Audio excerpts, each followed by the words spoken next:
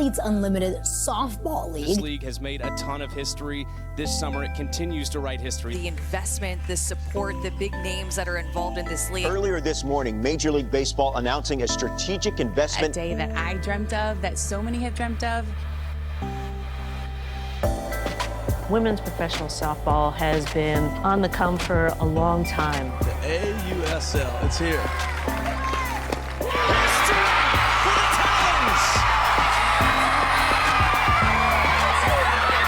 A moment softball fans have long awaited, and a league for the game's future stars to dream of.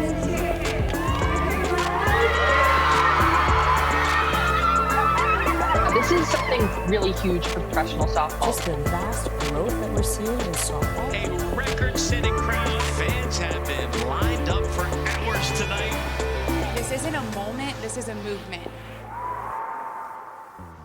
The inaugural AUSL season brought momentum for professional softball that we have never seen before. Tonight we make even more history. 2 drafts, 1 stage, and the future of this league will change forever. 2 new teams as well. The Cascade joining as the 5th expansion, or the 5th team as one of the 2 expansion franchises, as well as the Oklahoma City Spark. So a lot to be discussed as these 2 teams build their rosters tonight and set the table for the 2026 season. The 2-time National Player of the Year, Danielle Laurie, 2-time All-American Amanda Scarborough. I'm Chucky Kemp. What a night it is for the sport of softball. Amanda, you've seen this sport grow at all levels. What stands out to you most? It's just so special. I mean, how can you not get goosebumps coming on air? And all throughout this year, it's been the golden age of softball. We have heard it from the GMs, the head coaches coming into this draft, the new teams, the old teams, just about what's happening in our sport right now, Danielle, from the youth level at Little League softball setting records to college softball at the Women's College World Series setting attendance records and record viewership. And then what AUSL did in the All-Star Cup this summer, this league has set a precedence all throughout every single level of our sport, and it's all bleeding off on each other. Well, and I see the golden tickets being given away, and I can like feel my heart pounding a little bit more and like almost tears welling up, because you know how incredible that moment is, right? And they're going to get to experience that again. But from someone that's been a part of a pro league back in 2010 to look at where it is now, I mean, Kat Osterman was on my team, Amber Flores was on my team. I was fortunate to play with them, but it was nowhere near what this league is. And since 2020, to look at the growth and where AUSL is and that vision only a couple years ago to now expanding to 2 additional teams, it's incredible. My daughter wants to be a part of it, and to me, that's a really big deal. So it's pretty cool. And maybe even more excitement surrounding year 2 because of those 2 new expansion teams. We start with the Cascade. Their general manager is Jamie Lowprize. No head coach yet, so she is here at her table alone tonight. On the other side of the Spark, their general manager, Kirk Walker, was on staff with the Talons, who won the first AUSL championship a year ago. His head coach, Amber Flores, was with the Oklahoma City Spark, so a lot of familiarity there with that team and the roster that we'll see in the 2nd draft tonight, the Allocation Draft. I'll start with you, Amanda, though. Jamie Lowprize may be the biggest wild card in this because she has no ties to any of the teams. You played with her in college. What do you think's going through her mind right now? Jamie is really intelligent, and she's very competitive. She wants to win. Trust me. I felt in the locker room when I played with her at Texas A&M. She is one of the most competitive people that I know if she's going to draft a team that has grit, that has that competitiveness. And she told us coming into the draft that she wants to focus on building this team from scratch. Remember, the Cascade and Spark right now do not have anybody on their roster. They're building from scratch. She wants to focus on pitching, focus on versatility, and also focus on youth. Well, and I want to flip it to the Oklahoma Spark because it excites me that you have someone like Kirk Walker, that is the GM, who was a part of the Talons last season. And then you have Amber Flores, who has been the head coach of that Spark team the last couple of years. So she has so much experience under her belt, not to mention Kirk Walker and what he's done in this game. So cool. I'm excited to kind of see how they build their teams, because to me, it's a vibe of what you're about, what your core values, all of those things. So it's going to be really exciting to kind of see the building blocks and how this is put together. 2 drafts tonight. We'll keep you on it. We promise we'll explain it as we go. The first one is the expansion draft, and this is really for these 2 new teams. The 4 original franchises protected 5 players to keep their core and to keep it going for the 2026 seasons. The first 5 rounds, the Spark and Cascade will just alternate picks. They'll each select 5 players. Once we get to that 6th round, the original franchises will have the opportunity to protect 1 additional player per round. This could last anywhere from 6 to 8 rounds depending on what the Spark and the Cascade want to do in this opening draft. Again, we have 2 drafts tonight, so there's another one with a lot of talent coming up later tonight. It's now time to hear from the general managers on who they protected, and we will start with the Bandits general manager, Jenny Dalton-Hill, and her head coach, Shonda Stanton. The Bandits will protect Aaron Koffel, infielder, Lexi Kilfoyle, pitcher, Taylor McQuillan, pitcher, Morgan Zirkle, outfielder, and Skylar Wallace, infield. That is a star-studded 5 for the Bandits, so those 5 definitely going to be Bandits by the end of the night. We'll go now to the Blaze with Dana Sorensen, their general manager, and their head coach, Kara Dill. The Blaze will protect Anna Gold, infielder, Kaylani Ricketts, pitcher, Kayla Kowalik, catcher, Bailey Klingler, infield, and Aubrey Leach, infield. That is one of the best offenses in the inaugural season of the AUSL, keeping a lot of their core together. Now we'll go to the Talons, the inaugural champions, with their general manager, Lisa Fernandez, and head coach, Howard Dobson. The Talons will protect Georgina Korick, pitcher, Megan Ferramo, pitcher, Montana Fouts, pitcher, Charlize Palacios, catcher, and Hannah Flippin, infielder. A lot of the core that helped them win that first championship stay intact. And lastly, the Volts with their general manager, Kat Osterman, and her head coach, Ricky Woodard. The Volts will protect Rachel Garcia, pitcher, Amanda Lorenz, outfielder, Tiare Jennings, infielder, Deja Mulipola, catcher, and Mia Scott, infielder. Some massive names for the Volts that will stay a part of that roster in the 2026 season. We talked about this in the build-up, kind of what we thought teams would do. These decisions were so difficult. What stood out to you two most?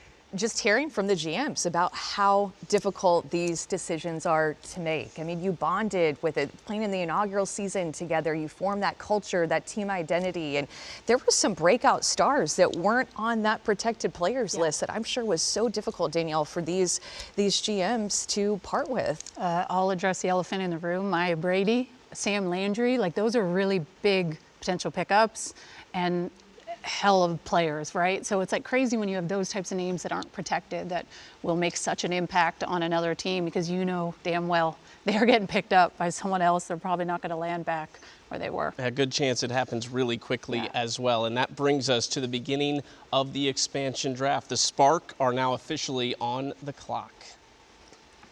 There is a lot to be decided right now. And it's not just about them building their rosters. You mentioned they have absolutely no one on their roster right now. It's about these teams losing players that were still key pieces of what they did a season ago. Well, I think that there's a lot of talk that could be Amaya Brady being the first selection in the expansion draft, or is it going to be Sam Landry? That Spark has the Oklahoma connection, that Sam Landry finished her career at Oklahoma her senior year, had a tremendous year.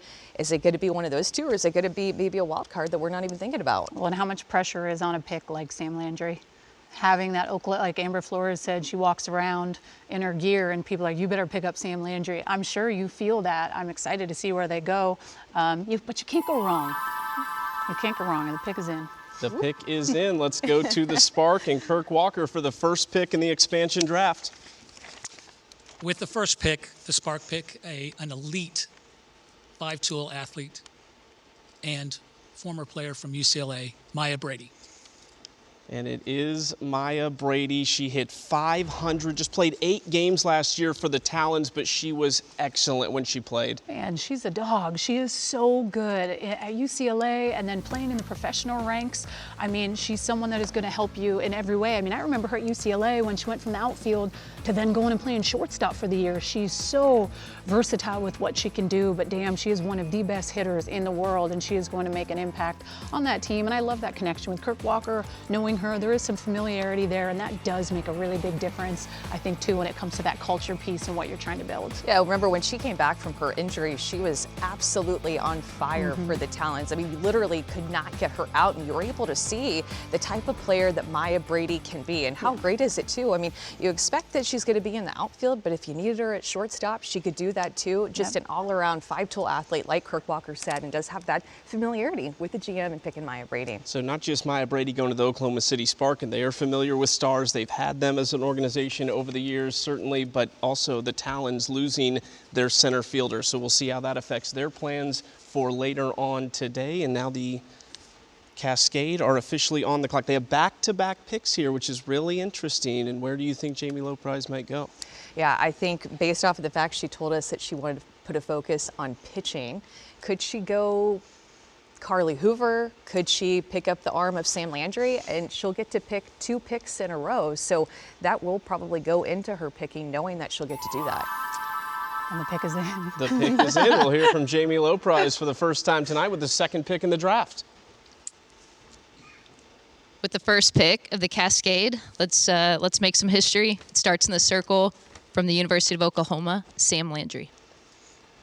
And there goes Sam Landry. So the Volts lose one of their top arms. The rookie last year was the first pick in the college draft, but this is a great start for their pitching staff. Yeah, you know, last year when she pitched as a rookie in the summer, you could tell that she was a little bit fatigued to start the summer. It was a long season. You're playing with a lot of pressure, wearing the Oklahoma uniform, coming from the World Series. But when she was on, you guys, she was absolutely electric. She would sit down hitters quickly, being able to work both sides of the plate. I think maybe the biggest question is, how is she going to prepare in the offseason after she just went from Oklahoma working with Jen Rocha right into the summer? How is she going to prepare with an offseason off to be a pro player this summer? And that, I think, is the hardest part as a pro. I mean, there are so many opportunities for you to work with different strength coaches, and I know that's a part of AUSL now, being able to get that stuff under your belt. But it is, at times it can be lonely training in the offseason. You really have to do a lot of stuff on your own if you're not with the team the whole year, right? So I think that's where you start to see how athletes truly go being professionals. Like, what work are you willing to do? How hard are you going to grind in the off season? What does your body need? What's your recovery and what's your routine? Because they're professional athletes, so you're expected to come in and perform, and she's going to have a bigger target on her back being the player that she is. Well, and one thing about Sam Landry, too, that you guys know, she has a ton of fans. She is one of the most popular players, along with Maya Brady, in our sport right now. So if you're an expansion team, you're a new team, you're trying to get attention, trying to get momentum and fans, what a great star to have on your team, and Sam Landry to give her the ball, and everybody's going to want to follow her to the Cascade. The pick is in for the Cascade. Let's go to Jamie Loprise with the third pick in the expansion draft. With the third pick, I'm going to continue to build the pitching staff with power and experience. The Cascade select Carly Hoover. That is quite the duo that you just put in the circle if you are the Cascade, to set the tone and kind of the standard for your team moving forward. I think that's an incredible call. I mean, to me, Carly Hoover's a dark horse. No one's seen her. She didn't really throw a whole lot. She was a first rounder, but obviously got hurt. But you look at what she's been able to do in the game, right? She's been over there playing in Japan. She was an MVP in 2022. You learn a lot about yourself over in Japan, but also kind of what it takes to be able to train in the off-season type stuff too. So hopefully she's back on the mend of being healthy. There's no way she'd get drafted if she wasn't going to be kind of that dog. And you see, right, you follow her social media, you see Carly Hoover work, and that's been one of my favorite things about her. Girlfriend can throw 72 down, straight cheddar. I mean, I want that. That's hard to hit, and I think that's a hell of a pickup. Sam Landry, Carly Hoover. Well, and still the hitters in AUSL haven't seen Carly Hoover because she didn't pitch all last summer. So she's going to be a fresh look, which these coaches and GMs really like. It's so tough to get these hitters out at this level and in this league. So the fact that the hitters haven't seen Carly Hoover still, even though she was a part of the league last year, is a big pickup for Jamie Loprise. And this is moving really quickly. The pick is in. Let's go to the Spark and Kirk Walker with the 4th overall selection. With the 4th overall selection, the Spark pick an amazing high-performance athlete from last year, Sid McKinney.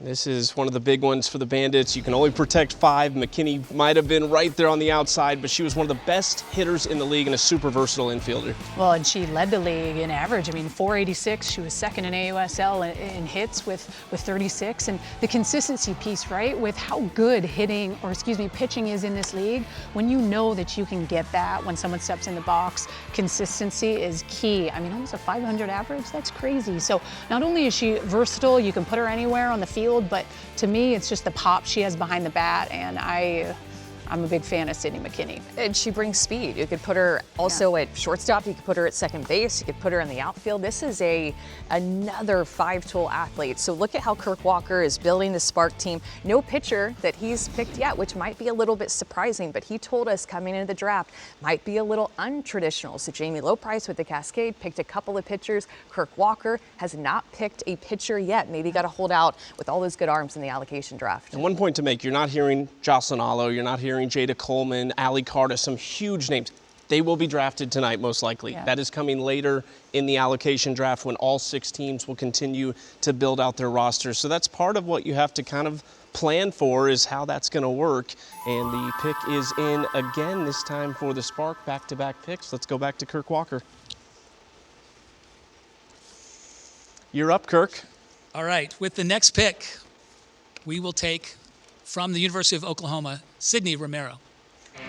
Well, how special for Sydney Romero, who didn't get to play in Norman last year when the AUSL went there because she was injured. She will go to Oklahoma City and play really close to home. Yeah, this is a big deal to have Sydney Romero. A couple of Sydneys back-to-back. I almost want to say Sydney McKinney up there, but a couple of Syds back-to-back. Again, she's so versatile defensively. She can do a lot. She is so clutch, too. The way that she played at Oklahoma in all the big games, the way that she played the championship series in Tuscaloosa to help lead the Talons to a championship. This is a player who is a gamer, and Kirk Walker wants to continue to be around somebody like Sydney Romero, knowing her leadership and veteran presence and what she brings to a team. Well, and also a coach at the University of Oregon, right? I think there's something so cool about those athletes that are still playing the game, that are around the collegiate game, that get to walk the walk on both ends of the ball, right? I think to be able to bring Sid the Kid back home to OU and that fan base, like, that runs deep, and that is probably, you know, at times a reason why you want to get someone like her. Yeah, the numbers don't lie. Defensively, she's incredible, but you're going to get some, you know, big dogs in the stands watching her, and she really is, she's fun to watch the older she gets. Another note to make is that in the first 10 picks of this expansion draft, a team can only lose 3 players. That's 2 for the Talons already with Maya Brady and Sydney Romero. Huge pieces of what they did to win the championship a season ago. So that's something to keep an eye on as well. I just see this Spark team and the versatility, the athleticism in these first 3 picks, which, look, we see it all throughout this league in general. This is a very athletic league with elite players, but the versatility in these Spark picks is just screaming at me and jumping off the page. Well, the Cascade have back-to-back picks. Let's go back to Jamie Loprice with the first of those. With the 6th pick, I'm going athleticism, work ethic, and my kind of player, Sierra Sacco. Sierra Sacco is one of the best stories in the league. From lightly recruited out of high school to All-American as a senior at Mississippi State, she is excellent. Yeah, Jamie Loprice played center field. She knows a good center fielder when she sees one, and she mentioned likes the way that she plays. Sierra Sacco goes all out. She's a blue-collar, gritty player. You're going to get a ton of speed. I mean, this is a player that might potentially be considered to be on the U.S. national team, maybe to compete in the Olympics because of her athleticism, the way that she can swing the bat with power, the speed that she has. That power grew in her senior year at Mississippi State and will continue to just, as she gets stronger, continue to thrive, become an even more powerful player in the box. Well, and I think she hit the ground running, right, when she went into AUSL. Like, at times you can tell when rookies enter the game, and sometimes you can't. And to me, she was someone that inserted herself in. It was like, watch me do my thing, right? Like, so good, a lot of power, and she just had this swagger about her that you can appreciate in the game, because at times when you're coming in as a rookie and you have some of these older vet players, you're trying to find your way, and she just came in, inserted herself, and a heck of a player, and that's a solid pickup for the Cascade. That's it for the Talons. That's 3, so they will not be touched over the next, until we get to that 10th pick. After that, once round 6 starts, it's fair game to take up to 2 more from their team, but still a few big pieces there that are certainly going to be missed for the Talons. A lot of names still on the board that could go at any time. Well, and I think that the tough part about that is the fact that I'm seeing big names like Bubba Nichols and Caroline Jacobson and Corby Otis, Mackenzie Clark, like big names, Jesse Warren, that have not gotten plucked off of these teams yet. When are they going to? Or are they going to stay put? Let's find out right now. Jamie Loprice with the next pick. I have a theme here. Continuing to build the pitching staff with the next pick, the Cascade select Peyton Goshaw. Well, that is 2 now from the Volts being taken. Gotchall, the numbers don't lie. She was one of the best pitchers in the league last season, and you know she's got such a fiery attitude. Well, and to me, she's someone that's able to come into big games and be just calm, cool, and collected, even with her heavy metal pump-up song that she has. But I think that's what you appreciate, right? At times when you come into games, there's this different pressure, adrenaline that you have to learn to love, and she's just taken that role by storm. Listen, this is a tough league. Hitters are good. You have to find those pitchers that can bridge the gap, come in to be able to keep hitters off balance a time or two through the lineup. She has such a good array of pitches that to me, she is so dominant with that, right? That backdoor curveball is one of her best pitches. She just has been able to come in and be someone that you can rely on. And I think when it comes to pitchers, that's a key piece you're looking for. She does not look stuff-wise like any other pitcher really out there. I mean, the way that she spins her curveball, she doesn't overwhelm you with velocity. She's going to be a great complement to Carly Hoover and to Sam Landry, who now this Cascade team has 3 pitchers on their roster already. All have completely different looks and all have good experience in this league. Have you seen the names in the allocation draft later? Jamie Lopez has the first pick in the allocation draft. There are some massive name pitchers and hitters, and really has the freedom to do what she wants right now because of the situation with their staff. Well, and she was a woman on a mission. She knew that pitching tends to win championships. You saw that with the Talons and why they chose to save those 3 pitchers, because they knew the impact that it really can have on your team, and that's why she's building that up pretty quick. Well, let's see what the Spark decide to do with their next pick and check in with Kirk Walker. With the next pick, we are excited to pick out the superstar human highlight at third base, Jessie Warren. And that is now it for the Volts. They have had 3 players taken in these first 10 picks. Jessie Warren, it's felt like a no-brainer that she would go in this draft. Oh, absolutely. You knew it was just a matter of time. She is one of the best defenders in the world, and I don't say that lightly. The way that she plays third base, she is absolutely a highlight reel. It doesn't matter if it's a bunt, line drive, ground ball, fly ball over her shoulder. She is going to be able to track down a ton of outs. I mean, I would love to pitch with Jessie Warren over at third base, doing what she does defensively. Truly one of the best defenders in the league. And then, I mean, that's not to overshadow the stick that she has with right-handed power. She's a little bit streaky, but when she gets hot, man, the ball flies to the pull side. She has so much power from that right-handed batter's box. Well, and I feel like it's worth saying, like Lizzo style, it's about damn time someone picked her up, because she is, to me, the best third baseman in the league. I was able to call that Volt series up at Husky Stadium, and some of those plays, I think one of them made SportsCenter top 10. Like, it was incredible, and it was one of those just back-to-back cat-like reflexes. Some of the plays, I mean, no one will ever forget that Women's College World Series play against my Dogs. I mean, it's heartbreaking when I think about it, but damn, someone like her, like, she makes a difference, and pitchers feel a different sense of confidence when you can look to your right and know that Jessie Warren is that fearless. She will get in your face. She is ruthless. Well, and I am writing all these names down of projecting kind of where they got to go on the infield, and so you have McKinney, Romero, and Warren. All 3 of them can obviously play third base, but I feel like with Kirk Walker picking Jessie Warren, she obviously is going to play third base. Maybe Sydney McKinney moves to second, Sid Romero at shortstop. You're starting to see how this Spark infield can pan out, but you have a lot of options with those 3 players. And all of them, you know, you talked about Warren's bat can be electric at times. Was a little down last year. The glove never sleeps, though. Romero was clutch, Danielle, in the championship series. Just really excited to see how these teams kind of come together. Yeah, and at times this is what you have to learn when you play the game at a high level. You are going to struggle, but what do you do when you do struggle? What type of teammate are you? What are your routines that you tend to go through? Because every pitcher that you are facing is tough. They are coming at you. So as a hitter, you're going to go through your lumps, but to me, it's the ones that stay consistent in every aspect of the game, defensively, the teammate piece, all of that.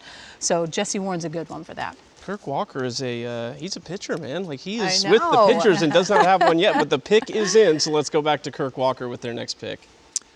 With the next pick, we will go after a pitcher. In the circle, Elena Vaughter. Elena Vaughter coming from the Blaze, played her college ball at Stanford in South Carolina. She had moments last year where she was outstanding. Yeah, and I mean, at times, I think you have to remember that it can be challenging and you're gonna get pushed in different ways. I mean, this is an athlete that has played at a high level. She's played over in Japan. You learn a lot about yourself over there, and her getting another crack at getting to do this again is so great. She has such electric stuff. Like, that is a hard drop ball down in the zone, and she's gonna be so good to pair up. You start to really think, how these coaches and GMs pair up their pitching staff uniquely different, right? So Elena Vaughter throws that heavy drop ball down in the zone. It'll be exciting to see who they pair up with her, but she's definitely someone that threw some big innings last year. At times, I think she was maybe put out there longer than she should have been in situations, and that's okay. That's part of the game. It's the learning curve, but it's a good pickup for them, heavy down. And that is the last pick, too, before these teams can protect another player. So this is a big one for Jamie Lopez, because the last time you're going to have free reign of all the unprotected players to get an option of. Yeah, this is where it gets a little bit tricky, because I'm sure these GMs are just melting inside seeing these players go to these two new teams. I mean, I'm looking at the Volts, they just have one pitcher left. It's the protected Rachel Garcia. I'm looking at the Blaze, they just lost two of their pitchers. So you're starting to see not only how these new teams are forming up, but you're also starting to see how the four original teams are losing players and will need to replenish in the allocation draft. The pick is in for the Cascade. Let's go back to Jamie Lopez with the last in this first 10 picks. With the next pick, I'm going back to my Alliance roots when I watched this player win a running competition in 2021. Excited about her athleticism. From the University of Florida, Corby Otis. I think this is a great pick. Corby Otis out in left field, not just an outstanding bat that she displayed in her final couple years at Florida, but also a really good defensive left fielder. And another one of those players that came in and showcased her skill set, and she just has this confidence about her that I loved watching her at Florida, right? Like, she was so fun to watch. She's bubbly, but man, when she crosses those lines, it's almost like this alter ego comes out in her. And I still remember the moment at the World Series where she hit the home run and the ball went to her dad, and I just had tears in my eyes watching. Like, she's been so fun to watch over the course of her career and has been such a good fit in this league, and solid pickup, a ton of speed, and just good core values. She seems like she's gonna fit in nicely. Well, you could tell that her at-bats changed when she went to Florida and got to work with Tim Walton. She always has a really gritty at-bat. She does have that speed and athleticism. She's a great defender. Likely going to be out in left field for the Cascade next to Sierra Sacco in center field. 10 picks are done, and different strategies that we've seen so far. Coming up next, though, we are going to hear from the original 4 franchises. They will all get to protect one more player before round 6. We'll see how far we go. Somewhere between 6 and 8 rounds in this expansion draft, and we'll see coming up next who these teams decide to protect.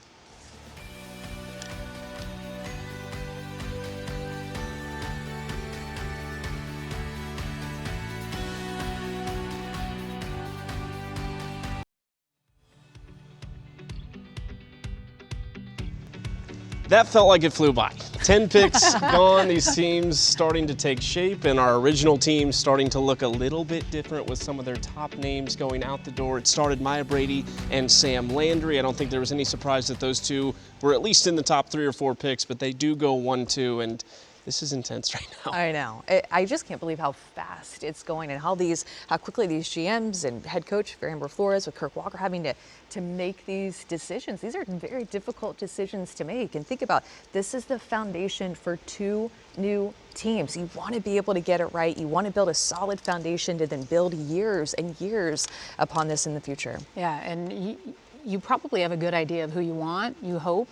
And by how quick they have gone, it seems like they had exactly who they wanted to pick, right? Like, I think it comes down to that vet leadership, being able to get that. The pitching piece, I think it's so smart to be able to get the back-to-back pitchers for Cascade, right? Like, Jamie knows well that if those players are available, the difference that they can make on your team. But, you know, Maya Brady, I expected her to probably go first. I know we've talked about that prior to this draft even kicking off. But, I mean, both of these brand new teams, I mean, look at how they get to start out. That's incredible. And they're fortunate that those players were on the board to be able to even grab when you think about it. And now we get another protect from each of the 4 original franchises, and we will start again with the Bandits and Jenny Dalton-Hill. The Bandits will protect Mary Iacopo, catcher. So their 2 pitchers that they protected now have their catcher. We'll go over to Dana Sorensen to see who the Blaze protect for their 6th player. The Blaze will protect pitcher utility Alicia Ocasio. So one of their top picks from a year ago in the inaugural draft stays as well. And now for Lisa Fernandez and the Talons and their 6th player. Caroline Jacobson. Jacobson was excellent in right field for them in their championship season. And lastly, Kat Osterman and the Volts for their 6th player. The Volts will protect Sierra Romero, infielder. The second baseman and one of the biggest names in all of softball, Sierra Romero, stays home. Any surprises there? I mean, this is, again, a really tough decision because there are other players that are such big names and such great performers as well. The Cascade are back on the clock in round 6. Anything surprise you about those protects? I think the Ocasio surprised me a little bit, just looking at who they have. I mean, obviously she's can do both sides of the ball. She can hit a little bit and can pitch. And I mean, she's been in this league from the jump. She won Athletes Unlimited. So to me, too, there is that experience piece. But I would say probably that one surprised me a little bit. And I thought that the Talons would come down to Jacobson and Tori Vidalis. So surprised in a way. You don't keep or you don't protect the veteran leadership of Tori Vidalis, but Caroline Jacobson, the breakout year that she had, I mean, that's why the Talons won a championship. Yeah. They got production from even the unsuspected players on their team and also the stars. It felt like Caroline Jacobson was right here at a high level the whole season. No lows, no super highs. She just did her business all year long and was excellent for them and kind of characterized their team as a whole. Obviously, chemistry is a big part of this. That's what's interesting, too, is all these players, sure, they've been stars elsewhere. Now it's how do you fit here in a new role for a new organization? And I love that. And I think the one thing at times with AU, since it started in 2020, now especially some of these new athletes we'll see in the allocation draft, they're going to get coached. They have that GM, they have that head coach.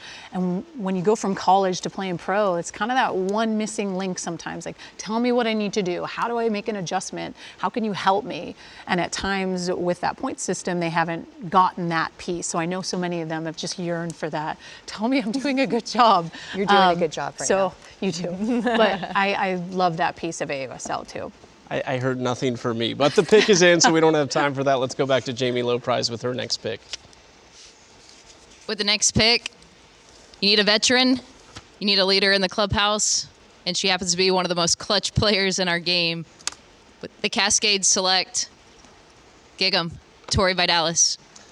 Tori Vidalis, the Aggie, looking out for the Aggie over there with Jamie Loprise getting one of the most consistent bats. And you talk about like culture, I know that's a word we use a lot, but Tori Vidalis is the culture piece. Well, and you have a lot of young players that the Cascade have chosen thus far with Sam Landry and Gottschall and Sierra Sacco and Corby Otis. That's a lot of youth. You need a player like Tori Vidalis, who has been a pro for a long time, has the Olympic experience, has a great glove over at first base. That's clearly where she's going to be. But it's the at-bats, you guys, that she has been able to put together that were brought from her at college at Texas A&M. She didn't strike out a lot, put together quality at bats. She can protect your best hitter. You know that you're going to get a quality AB after quality AB from her when she steps into the box. Well, and there's been times over the course of AU where I've seen her dad come in and give her a hitting lesson. And it's almost been my favorite part, right? She's someone that still goes back to her grassroots in the game. My dad's my guy, help me out. And it was funny, a couple years ago, he came in and then all of a sudden she started hitting. She's like, I could get my dad here more often. But I mean, surprised that Tori Vidalis was still on the board this late. I will not forget going from the Women's College World Series to her first game in AUSL this year. What did she do?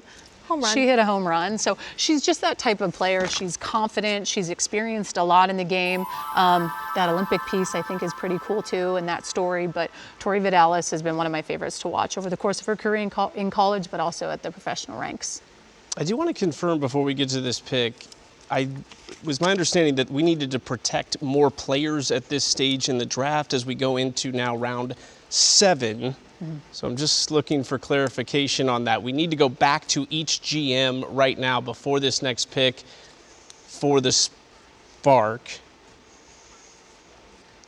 And I'm actually being told that after the Spark pick, we will go back. So let's go back to Kirk Walker and the Spark. With our next pick, we will pick an experienced player with great clubhouse ability, and that's Bubba Nichols-Camarino. So Bubba Nichols-Camarino, former Olympian. I mean, you talk about experience, you talk about that culture piece. I remember their head coach for the Bandits a year ago. Stacey Newman-Denise talked about how Bubba was just like instant chemistry when she arrived from Oklahoma City. I mean, what a pickup, right? Like the UCLA ties run deep, but I also look at since Bubba Nichols has come and played in this league, she has just been a consistent staple. Maybe some offensive numbers down last year, but I look at who you're bringing in. I look culturally what you're trying to grow, and to me, bringing her in, she's someone similar like a Tori Vidal. Surprised that they're kind of still on the board late, but the impact that they are going to make on a team, especially when it comes to who are kind of those vets you're going to look to throughout the grind, right? Like this season is a grind. They're playing 25 games. It's a lot. So she's kind of that type of player that can just kind of calm the storm, has been through it, has coached at the highest level too. So she's a fun pickup for them. Now we get to another protector. I was trying to help out the original 4 franchises. That's really what it comes down to. So we go back to Jenny Dalton-Hill with their next protect.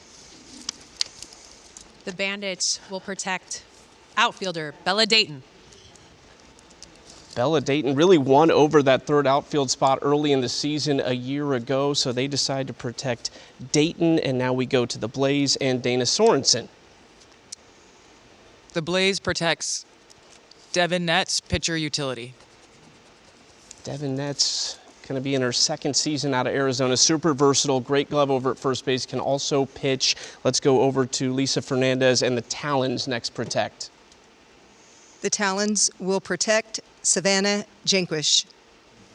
So Jaquish, who didn't have a great offensive season, they keep, though, their backup catcher. Also the versatility that she can play over at third base after Romero leaves. You wonder how much of that went into that decision. And lastly, Kat Osterman with the Volts. Sierra Briggs, outfielder. And that is a Gold Glove winner in Sierra Briggs out of LSU. So a great center fielder for the Volts behind one of the best pitchers in the arm with Rachel Garcia. There's some familiarity there. She was actually part of the first ever trade in exchange for Mackenzie Clark between the Blaze and the Volts. I want to ask you about Jaquish, though. That's an interesting one, too, because now you have the backup catcher, basically, that is taken care of, but she can also play third. I agree. I do think she's kind of versatile that way. She can play multiple positions. I also think, too, sometimes the relationships that you build with players, Howard Dobson knows Savannah Jaquish, coached her. Like, there is something very special about that piece of the game that you can't take away, too. So I love that she played with them last year. She's going right back. She has that kind of consistency. Maybe the offensive numbers are down, but, man, this is a tough game. It's going to happen. You're going to go through the lumps and the bumps of it, but solid protect for them. And the Spark are currently on the clock for their next pick as we roll on. Just 20 seconds remaining, and these teams really starting to take shape now. Again, we have the Allocation Draft that is coming up later. All 6 teams will pick in that from a pool of extremely talented players, and the pick is in for the Spark. Let's hear from Kirk Walker again. The Spark pick a utility player, third baseman, first baseman, catcher, an outstanding clutch hitter, Delaney Wiz. Let's talk about versatility. Delaney Wiz is that. You can put her at third, you can put her at first. She was super clutch last year. 2 walk-off hits for the Bandits. Yeah, they might need to change the Spark to the Bruins up there, huh? With Maya Brady and Bubba Nichols and Delaney Wiz. But it goes back to just relationships with these players that you knew from when they were a younger player. You've watched them progress as a professional. You've stayed in contact. And the fact that you're choosing these players means that you have that relationship. You believe in them. And Delaney Wiz has been somebody that has been really clutch as a professional. We've seen her kind of fly under the radar as a hitter, but she brings so much to the table in her at-bats and their clutch moments that she had with the Bandits just this last summer. Well, I feel like I've seen her make some great defensive plays too, right? So when you're able to get someone, obviously that comfort level's there with, right? They've coached her, that's awesome, but Delaney Wiz has just been consistent. And I think when you're able to pick up those types of players that have gone from an off season to playing a hard schedule in the summer, it's like, hey, I can count on, she's going to be able to come into this new team, be ready to go. She can be that type leader. I mean, she just hit short of 300. I think she hit 284 on the season. She had 11 ribbies. Like, she will put together some production for you, but I do like the staple that she brings at third base. And she's headed to that Bruin bubble. Just kidding. So it is of note, these teams do not have to make any more selections. Had to make 6, can go as many as 8. So we do need to ask Jamie Loprise of the Cascade, do you intend to make another pick tonight? The Cascade are going to pass. So they pass here in the expansion draft. You cannot go back. She is done. There's no more picks in the expansion draft for her, so she has who she has. And now we'll also ask Kirk Walker the same question. Do you intend to take another player in this draft? The Spark intend to pass. Thank you. And that right there ends the expansion draft. So whoever is on your favorite team right now, they remain on that roster, and there's still a lot more building to be done in the allocation draft coming up later with some of the biggest stars in softball. Allo, Coleman, Carta, and a lot more are going to get picked in just a few minutes. So we'll take a break. We'll come back, kind of recap everything we've seen, and set the stage for the allocation draft coming up in about 30 minutes.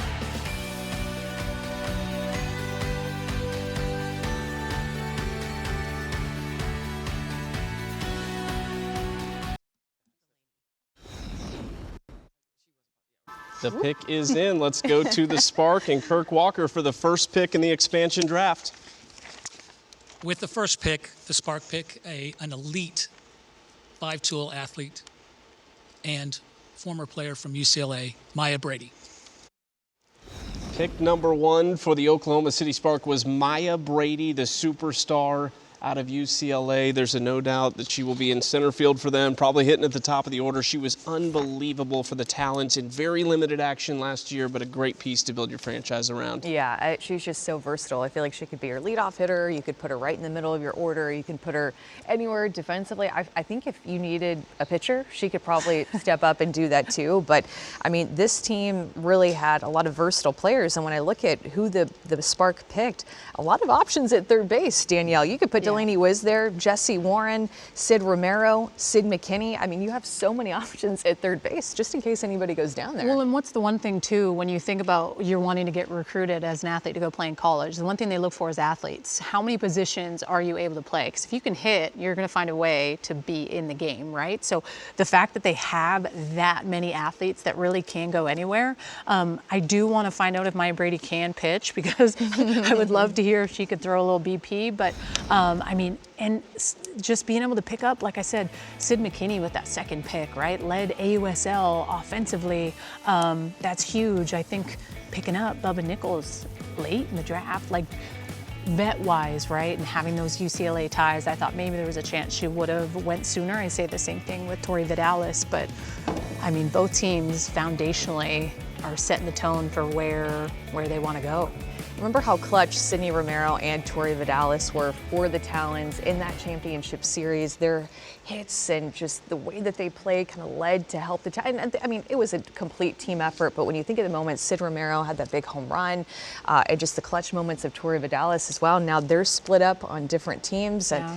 And, I'm looking too at the Spark and just how balanced they are, righties and lefties. So you have lefties Maya Brady, McKinney, and then the righties of Nichols and Romero and Warren and Wiz. So they're starting to get that balance throughout their offense too, with lefty power and righty power. How many group chats are starting right now between these two teams as they start to kind of get, I mean, because everybody knows everybody, Danielle, and as a pitcher, you know in the league how difficult that is against these hitters, but you're also potentially going to be able to build these relationships with each other back up before the season starts. Well, and when I'm looking at both the Cascade and the Spark, they didn't take any catchers, anyone behind the dish, and we know the importance of that battery relationship. So looking hard in that allocation draft, some of those hot commodities behind the plate that are really going to help, because the catcher does really kind of set the tone for the pitchers. And when you have a wide variety of pitchers that throw all these different ways and spins and velo, to have kind of that boss behind the dish, I think is so important. So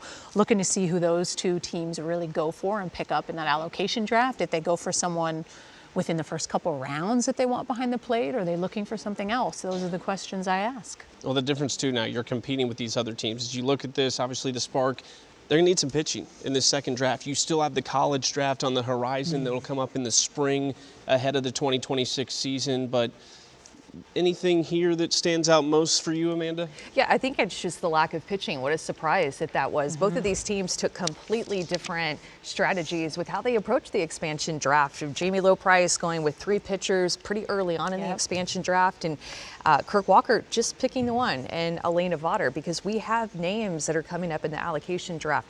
Kelly Maxwell, Allie Carta, Kat Sandercock, Jalen Ford, Maddie Penta, Alyssa Denham. I mean, there's a long list of really solid arms in that allocation draft, and I think that's where Kirk Walker was kind of looking for where he wants to take the allocation draft. But the tricky part is, you mentioned, all 6 teams will be picking, so that list is going to dwindle quickly as the other teams, the other GMs are going to want to pull in those good arms. Not just about these 2 teams being built again. These other teams kind of being torn apart right now. One of the teams hit really hard was the Talons, our 2025 inaugural AUSL champions. So when we come back, we will talk all about what that roster looks like right now. We know they've got a great pitching staff, but how does the lineup look since their players have been selected?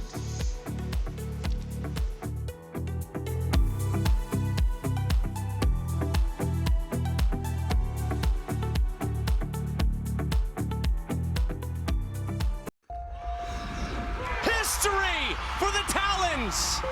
A storybook ending to this AUSL season. One of those remember where you were moments.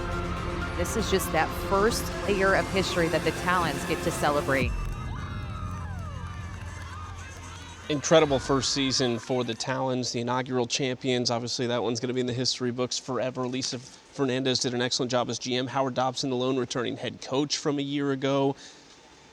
Not a whole lot of surprises with their protects. When you think about what got them to the championship, top 3 arms, 3 of the top arms in the league, Charlize behind the dish, and then Hannah Flippen, one of the best shortstops in the game. And I think the pitchers work so well together, and that's what you see. And when you have something that's so unique like that, like, you keep that core piece together. So it makes sense to have that power 3. I loved getting to see Montana Fouts pitch at University of Alabama in that championship game. And at times maybe she has been a question mark, right? Like, battling injury, you don't know how she's going to perform. She shut the damn door in that championship. And like, those are the things that stand out, and why I would have highlighted her in the same respect with those other pitchers, because she's someone that you want to keep, who's gone into the offseason and has put in the work and is able to come back and perform. So pitching wise, man, they're tough. And their roster obviously is going to look a little bit different. They were one of the teams that got hit the hardest in that draft. So you see the circle, looks really good. Coric, Faremo, Fouts, obviously perfect. Vidalis over at first base opens the door for a National Player of the Year in Brie Ellis to see a lot more time potentially at first base. And then in the outfield, Amanda, I'm going to need some help in this next draft and maybe in the college draft. Yeah, big time. And even I think that there might be some availability over at third base. Right now, Savannah Jaquish is kind of penciled in there, serving as a backup catcher behind Charlize Palacios. You could tell exactly where Lisa Fernandez's head was at when she protected the players. It was up the middle of the field. They were the only team that protected from the jump 3 pitchers because of the staff that they had. And of course, the pitch caller, the leader, the catcher that all those pitchers love throwing to, Charlize Palacios. So up the middle of the field, they really protected. I'm curious how third base might go for the Talons, if they still might draft in the allocation draft a third baseman, or if they're secure with Savannah Jaquish playing there. But they're going to need some outfielders too, and a second baseman. Remember, Allie Aguilar retired, so she was their starting second baseman. She won't be with them this year, so they're going to need somebody to play next to Hannah Flippen that they can trust. Let's switch gears to the Blaze. Dana Sorensen and company had a rough first year, but they were so close. When you look at them, they had 7 losses by 1 or 2 runs. The offense was outstanding, so pitching obviously potentially going to be a focus. They do keep Ocasio and Lemley. Kaylani Ricketts was outstanding down the stretch for them as a lefty in the circle. And then I think they've got one of the biggest rising stars in the game in Anna Gold.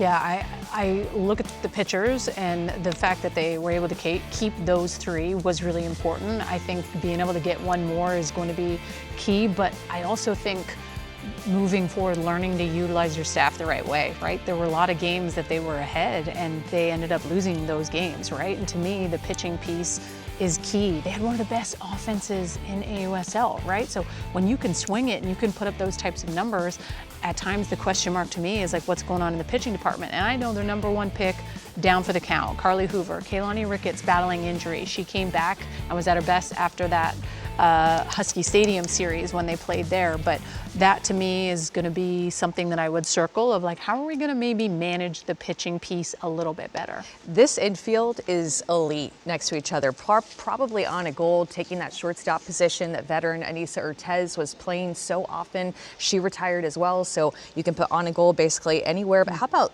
Gold and Leach playing the middle infield position. That's something that Dana Sorensen is so big on, is she wants pitchers to be comfortable to pitch to contact and not just have to rely on swings and misses. And this infield, Klingler, Gold, Leach, Nets at first base, Kowalik behind the plate, their infield is set. They're going to be looking maybe for another arm and trying to fill out their outfield in the allocation draft, because right now they just have Mackenzie Clark. It's interesting. I feel like there's a lot of positives about every team, and then everyone's got a little spot where they need to address, and they'll get to do that in the allocation draft coming up in just a little bit. Well, we've got a big interview coming up as well. Savannah Collins with the commissioner. We wouldn't be here right now without Kim Ng, and Savannah talks to her on the other side.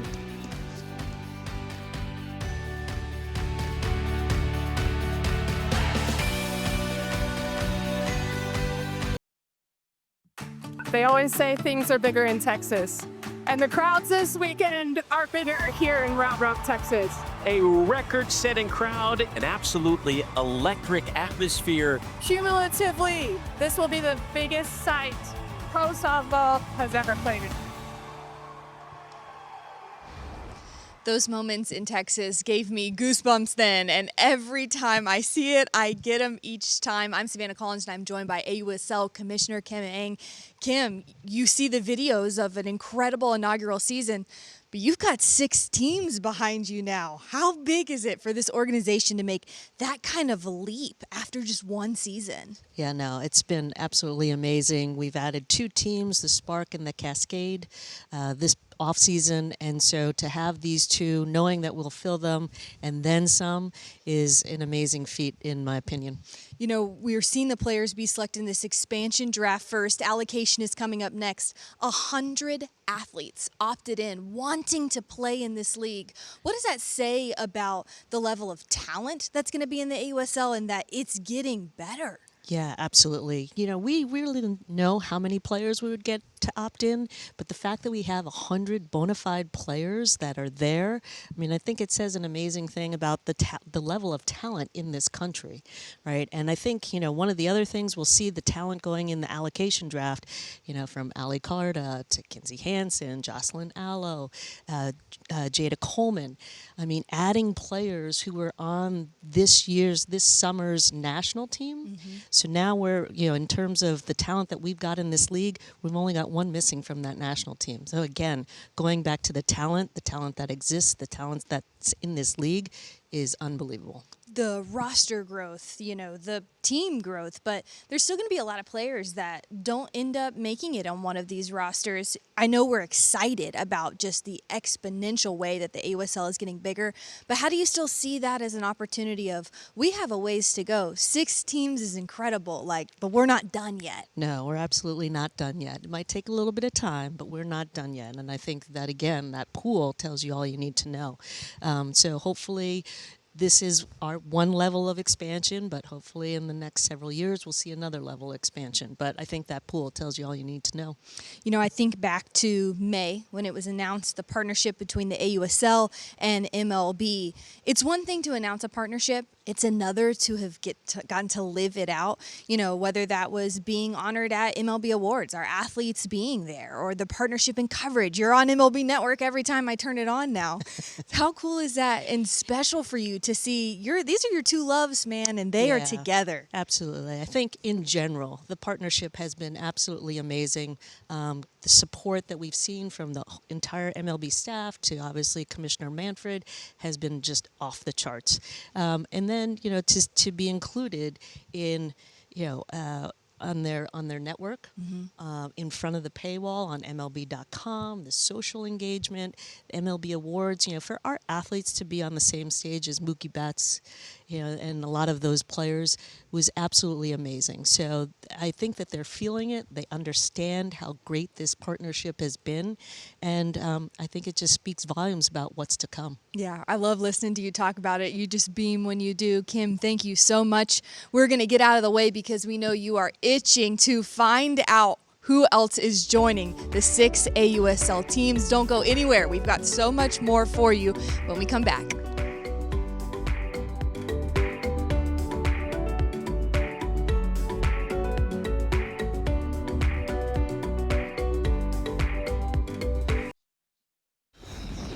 The first pick In round 1, Bandits select pitcher Lexi.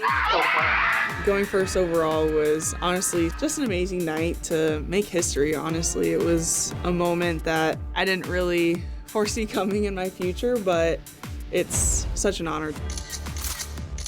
Being part of the Bandits is very special. To be part of a team that kind of already has a little bit of history, to be a part of something that can be so big but yet so small right now is absolutely crazy to me. So I'm excited to see where the league leads in the future and how big we can make softball. One draft in the books, still one to go, and the teams are ready. We don't need to talk anymore. We're going to get straight to the allocation draft. Some of softball's biggest stars will be making their Athletes Unlimited debut. Some will be returning to rosters potentially that were let go from their teams from a season ago. Alongside Danielle Laurie and Amanda Scarborough, I'm Chucky Kemp. A lot of excitement here headed to the allocation draft and maybe bigger stars that we're about to see chosen. There are a lot of big names that are in this allocation draft, you guys, and the order of the draft is definitely going to matter. A lot of great pitching position players that a lot of these teams need now. When I look at like the Talons, I mean, they have a ton of position players that they're going to need, and they have a lot to choose from here to replenish who they lost. I'm excited for the pitching piece. I think there's a lot of athletes in there that can make a huge difference on a team and fit nicely, so it's going to be cool to see kind of how they build that player board and bring them in. A little bit different. Our other original franchises get to participate a little bit more in this one. Let's take a look at the format for the allocation draft. It'll still be the two new franchises choosing in the first two spots. They'll just alternate 1 and 2 as we go. The remaining team's draft order was set based on results in the expansion draft, who lost the most players, and then some analytics data in the ties to determine who lost the most impactful players to set that draft order. And we are just about set for the allocation draft. The Cascade will lead things off because Jamie Loprice picks second in the expansion draft. So this is how the first round looks. And again, the last 4, Talons, Bandits, Blaze, Volts, that order stays the same all night long.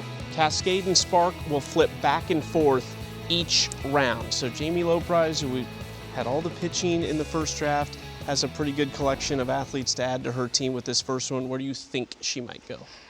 Where I would go, and if I could get into her head, I would go with Kelly Maxwell. She needs a left-handed pitcher. Jamie Loprice does. She has 3 right-handed pitchers on her staff now. Kelly Maxwell, one of the best left-handed pitchers in the world. We're going to see her pitch in AUSL for the first time. I think she's excited about the potential of joining one of these teams, and what a pickup that she would be. Just steady Eddie, won a national championship. We've seen her truly be one of the best for a while now. She's big on the board. I also think another one that might fly under the radar is someone like Jalen Ford. Another lefty, throws hard, has played overseas a long time. Like, there is a lot of cool experience that she brings. Not that Kelly Maxwell doesn't have that, but I do love at times a vet pitcher. The older you get, the more mentally in tune you are with yourself and what you bring to the table. So it's going to be fun to see.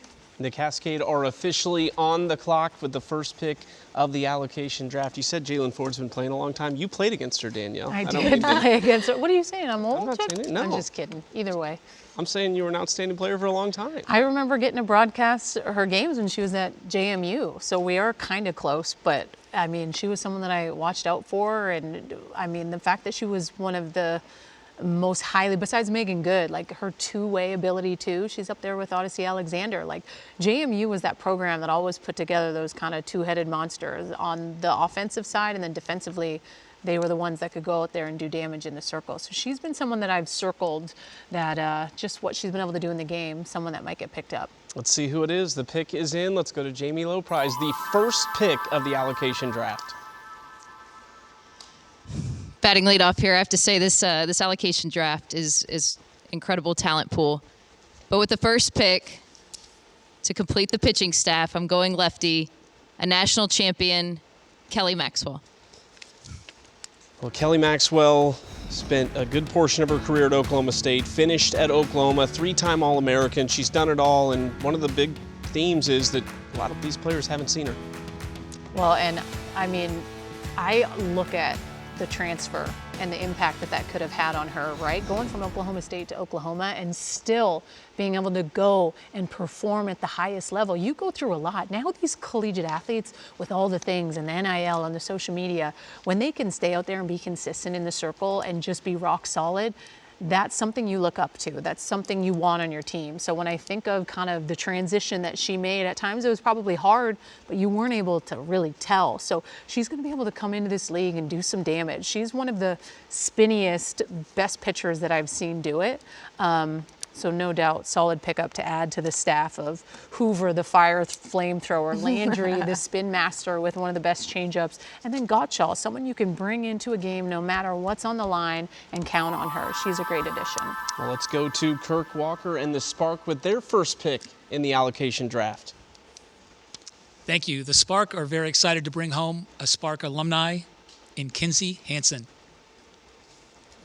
Well, Kirk Walker said it. Kinsey Hansen has been with the Spark. She was part of that Oklahoma senior class that won 4 national titles, and catching is a hot commodity. This is one of the best in the league. Yeah, no surprise that a left-handed pitcher and a catcher are going to go first and second, because we've talked to a lot of these coaches and GMs, and they both feel like catching was a little bit thin when you look at comparison to outfielders or some infielders. And so Kinsey Hansen, who is widely respected as one of the best catchers in our game. She's a really tall, long frame, great throw to second base, great receiver. Now you're going to break up Kelly Maxwell and Kinsey Hansen, because remember, they were on the Spark together, and I'm sure Kelly Maxwell loved throwing to Kinsey Hansen. But I think that Kirk Walker and the Spark and Amber Flores are so happy to get Kinsey Hansen as a leader back behind the plate. Now I can't wait to see who's just going to be pitching to her. Well, and I like bringing her back and staying in Oklahoma. I think I mean, you know, those OU fans, that runs deep. So when you're able to bring and keep those types of players there, I think that also is like that type of pull, right? Those players are big in all parts of the game. So we're going to continue to get the crowds that they get. Now we hear from the AUSL champions in 2025, Lisa Fernandez with the Talons first pick in the allocation draft. The Talons, with their first pick, will select a dynamic center fielder in Jada Coleman. Wow, 2 of the most electric center fielders. Maya Brady, who of course leaves the Talons, and not a bad replacement in Jada Coleman. I mean, you had a left-handed hitter in Maya Brady roaming in center field. Now you get another left-handed hitter in Jada Coleman. And in my opinion, I think that Jada Coleman is the best center fielder in the game right now. I mean, talk about Jessie Warren over at third base, highlight play after highlight play. That is Jada Coleman in center field. She can cover so much ground, go back up against the fence, rob home runs, and then she just brings this attitude, this energy, this just electricity in the way that she plays. Great at the top of the order, great for patrolling center field. She is an absolute star, and I can't wait to see her play in the AUSL. Well, and she, to me, always plays like she has a chip on her shoulder in the best way, right? Like, those are the types of players as a pitcher, you're like, yo, I want you behind me. Like, let's go, rally with me. And she is that fiery type player. Like, and probably Patty Gasso sitting here watching. Look at, I mean, we got back to back to back OU in the house, right? Like, it just kind of goes to show why that program has been so historic. Look at the players that she's been able to help continue to develop, and now they're doing it in the professional ranks as well. I think I've done the math right. Jada Coleman and Lisa Fernandez have 11 national titles. Of course, some for Lisa came as an assistant coach, but that's a pretty good winning duo, I would say. Yeah, definitely. Dangerous. And now the Bandits are officially on the clock with their first pick of the night. This was a team in the Bandits that started so hot last year, couldn't stop winning. The offense was outstanding, kind of shut down in the championship series, but a team that kind of kept their core together. 2 pitchers, 3 of their best hitters in the league. It's a good building point for Jenny Dalton-Hill. Yeah, I think that they're going to likely be looking for some corner middle infielders, adding some more pop to their bats alongside Skylar Wallace and Erin Koffel and Morgan Zirkle. I mean, the breakout year that she had offensively with home run after home run. Now the pick is in. Let's go to Jenny Dalton-Hill with the Bandits' first pick in the allocation draft. The Bandits are going to take it back to the circle. We're going to pick up a dynamic righty. Likes to go hard down, but also has some pretty good up stuff with Kat Sandercock. Kat Sandercock, the former Florida State star, won 107 games there for Lonnie Alameda. We saw her a couple summers ago, had great success, and she's really dynamic as a closer as well. Well, and I almost think it's not fair to have someone like Lexi Kilfoyle and Kat Sandercock together. I think when I think of the hardest pitchers in the game to face, it's those that have the ability to throw down with true spin. I think of, God, facing Kat Osterman back in the day in the regional. I really thought we were going to beat her. No, that drop ball is the best in the game. When you have people that can command the zone like that, it makes them extremely dangerous. They tend to keep the ball in the yard. I like that pairing. I think it's smart to be able to bring someone like Kilfoyle and then that lefty magic with McQuillan that they have, and then being able to bring Kat Sandercock into the mix. That's a solid pick. Yeah, and she throws a lot of strikes. You know, she has great command. She's going to keep her infield really engaged. She can trust the middle infielders and center fielder that they have right now, and Wallace and Koffel next to each other, and Zirkle. I mean, Kat Sandercock was definitely somebody that we saw signed to be able to join or get back into this league, and thinking she's going to go high in the allocation draft because of just how steady and consistent that she is. And to your point, Danielle, you talked about her ability to close games that we saw when she was in college pitching at FSU for Lonnie Alameda, and then what she's been able to do. She's very comfortable in that role, and we're starting to see more pitching roles and using that full pitching staff and maybe needing closers more than we ever have before. Well, and I remember calling the game that she threw the perfect game in the regional against South Carolina, and it was incredible. Goosebumps, like to be able to do that at that stage. But what I've loved, Lonnie Alameda continues to push pitchers outside of their comfort zone. She made her into a little bit of a reliever role her senior year. She embraced it, and now she can be able to do both parts. Well, the pick is in for the Blaze, and let's go to Dana Sorensen for the Blaze's first pick of the night. The Blaze's first pick of the night is going to jump into the OU alumni pool. Alyssa Brito, infielder. Alyssa Brito, one of the Spark players a year ago, now goes to the Blaze, and they just add to a really dynamic offense and infield with Brito, but a super versatile player as well.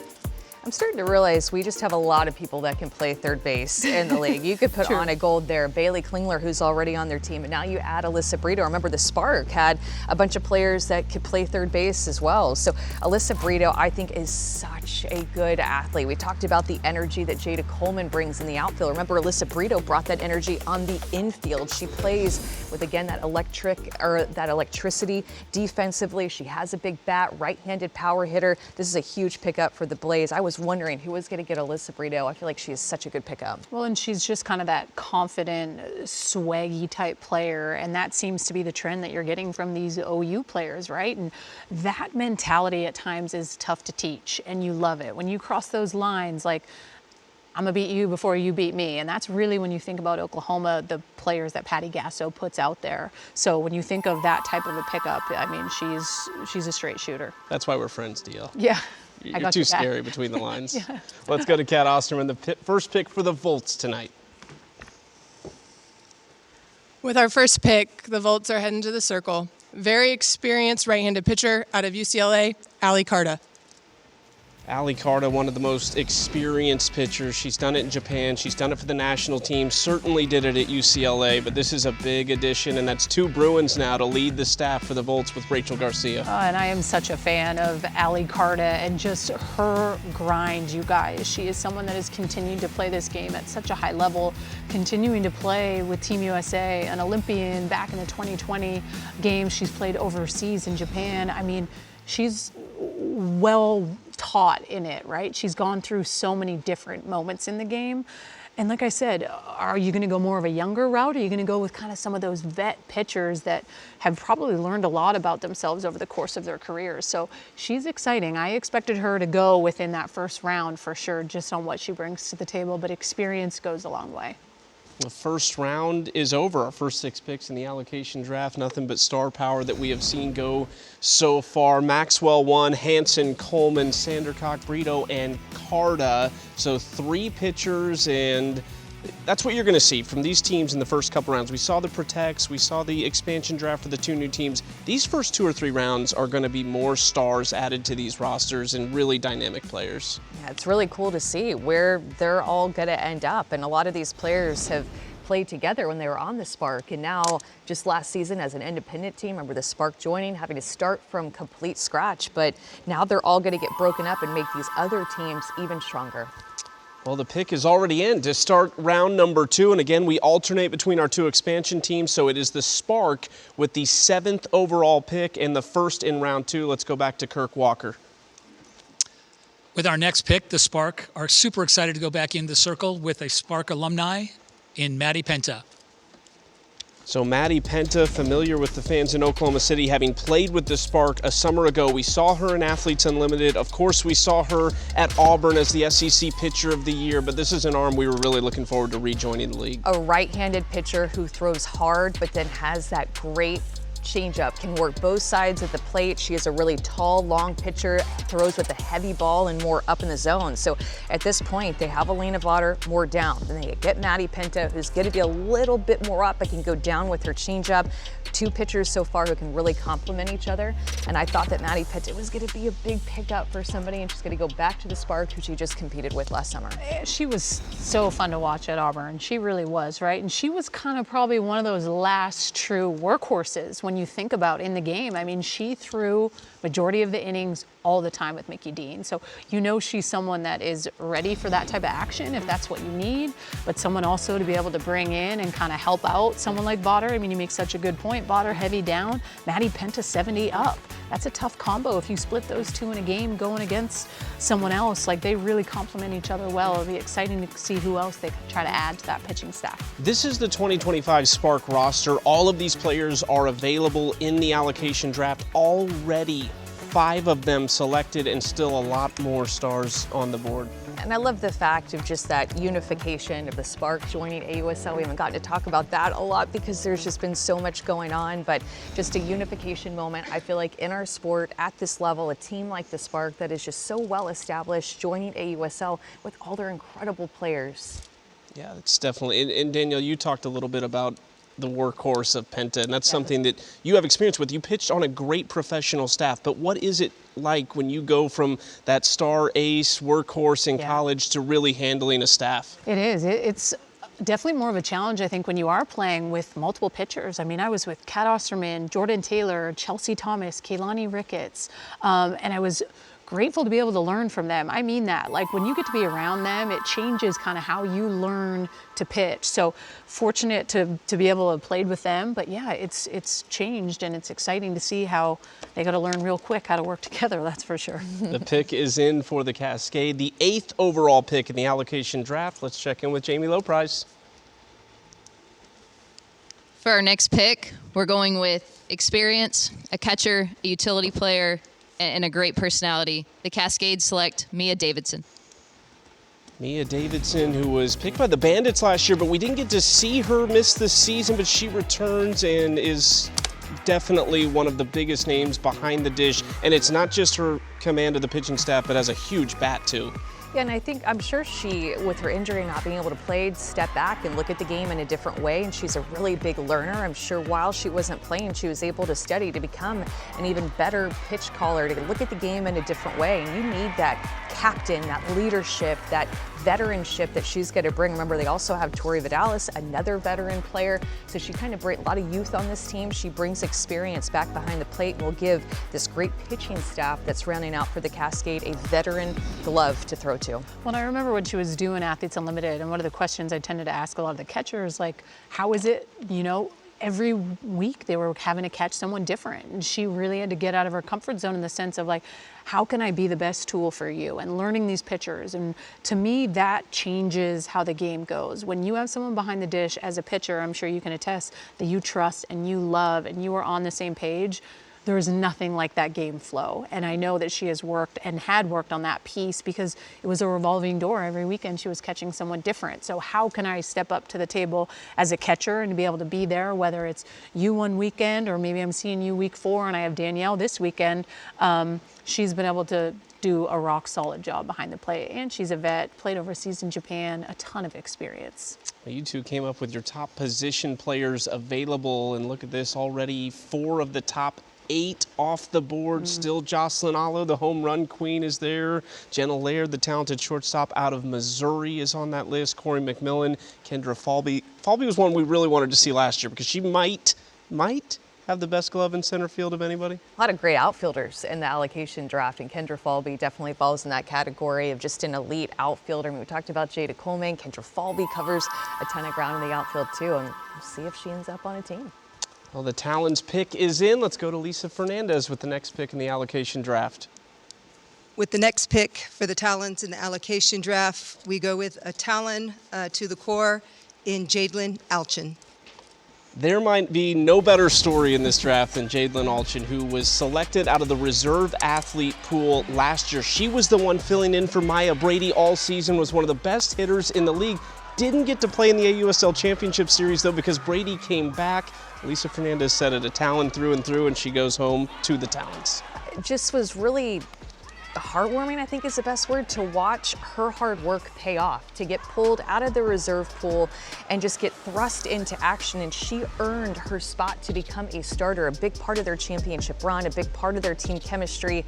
I mean, the little bit of pop that she, or I should say in her, that little body, the pop, the big pop that she has was super impressive, not to mention what she can do with her glove. So in the outfield for the Talons now, you have the Jays. You got Jacobson in right field, Jada Coleman in center field, and then Jadlyn Alchin potentially in left field to round out this Talons starting outfield. Well, and I think too, like when you've seen someone be a part of your team and see how well they fit in and how bought in they are, and just culturally you're going in the right direction. If they're still on the board and they make that big of an impact, I got to get you back. Because you look at the Talons and the success they had last year, right? There was a lot of things that they did well. That's why they won. So if I can get more pieces in that pie, I want that. And she's so fiery. She's someone with, you're right, a little frame, but man, a lot of pop behind the bat. I've seen her make some of the craziest dives when I watched her finish her senior year at UCLA, and then watching her play professionally.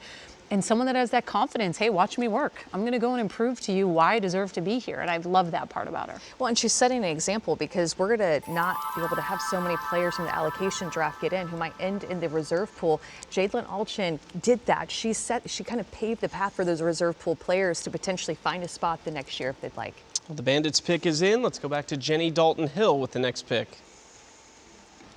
There's not a lot of hitters that I'm jealous of, but this is one of them. A generational player who is a legendary hitter in her own right. Excited to have Jocelyn Allo join the Bandits.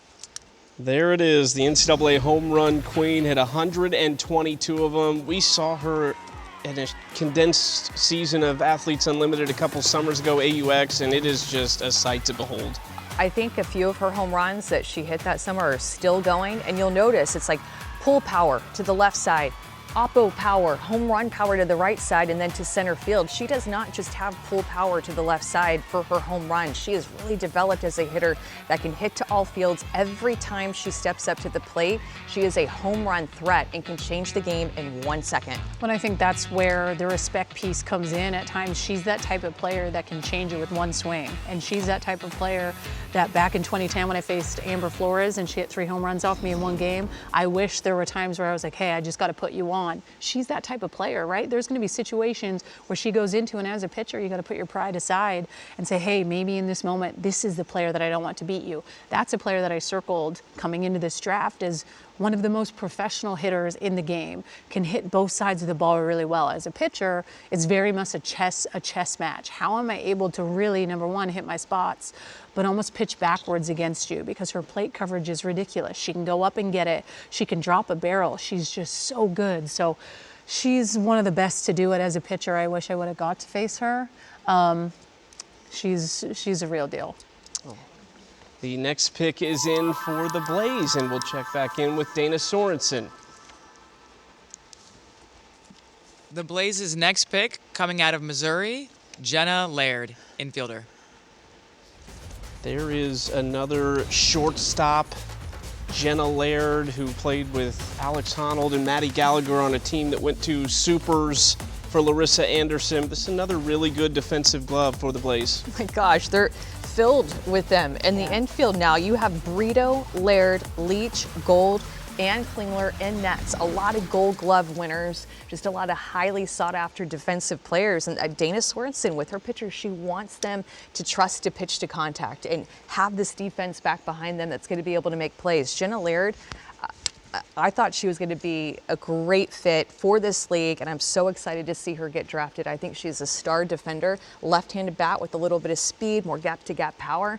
Love the way that she plays. Well, and looking at the numbers or athletes that they have, you're going to have to make someone an outie. You're going to have to put someone in the outfield. Not everyone can play third base, right? And it seems like Anna Gold has been a staple at shortstop. I mean, Rookie of the Year is insane.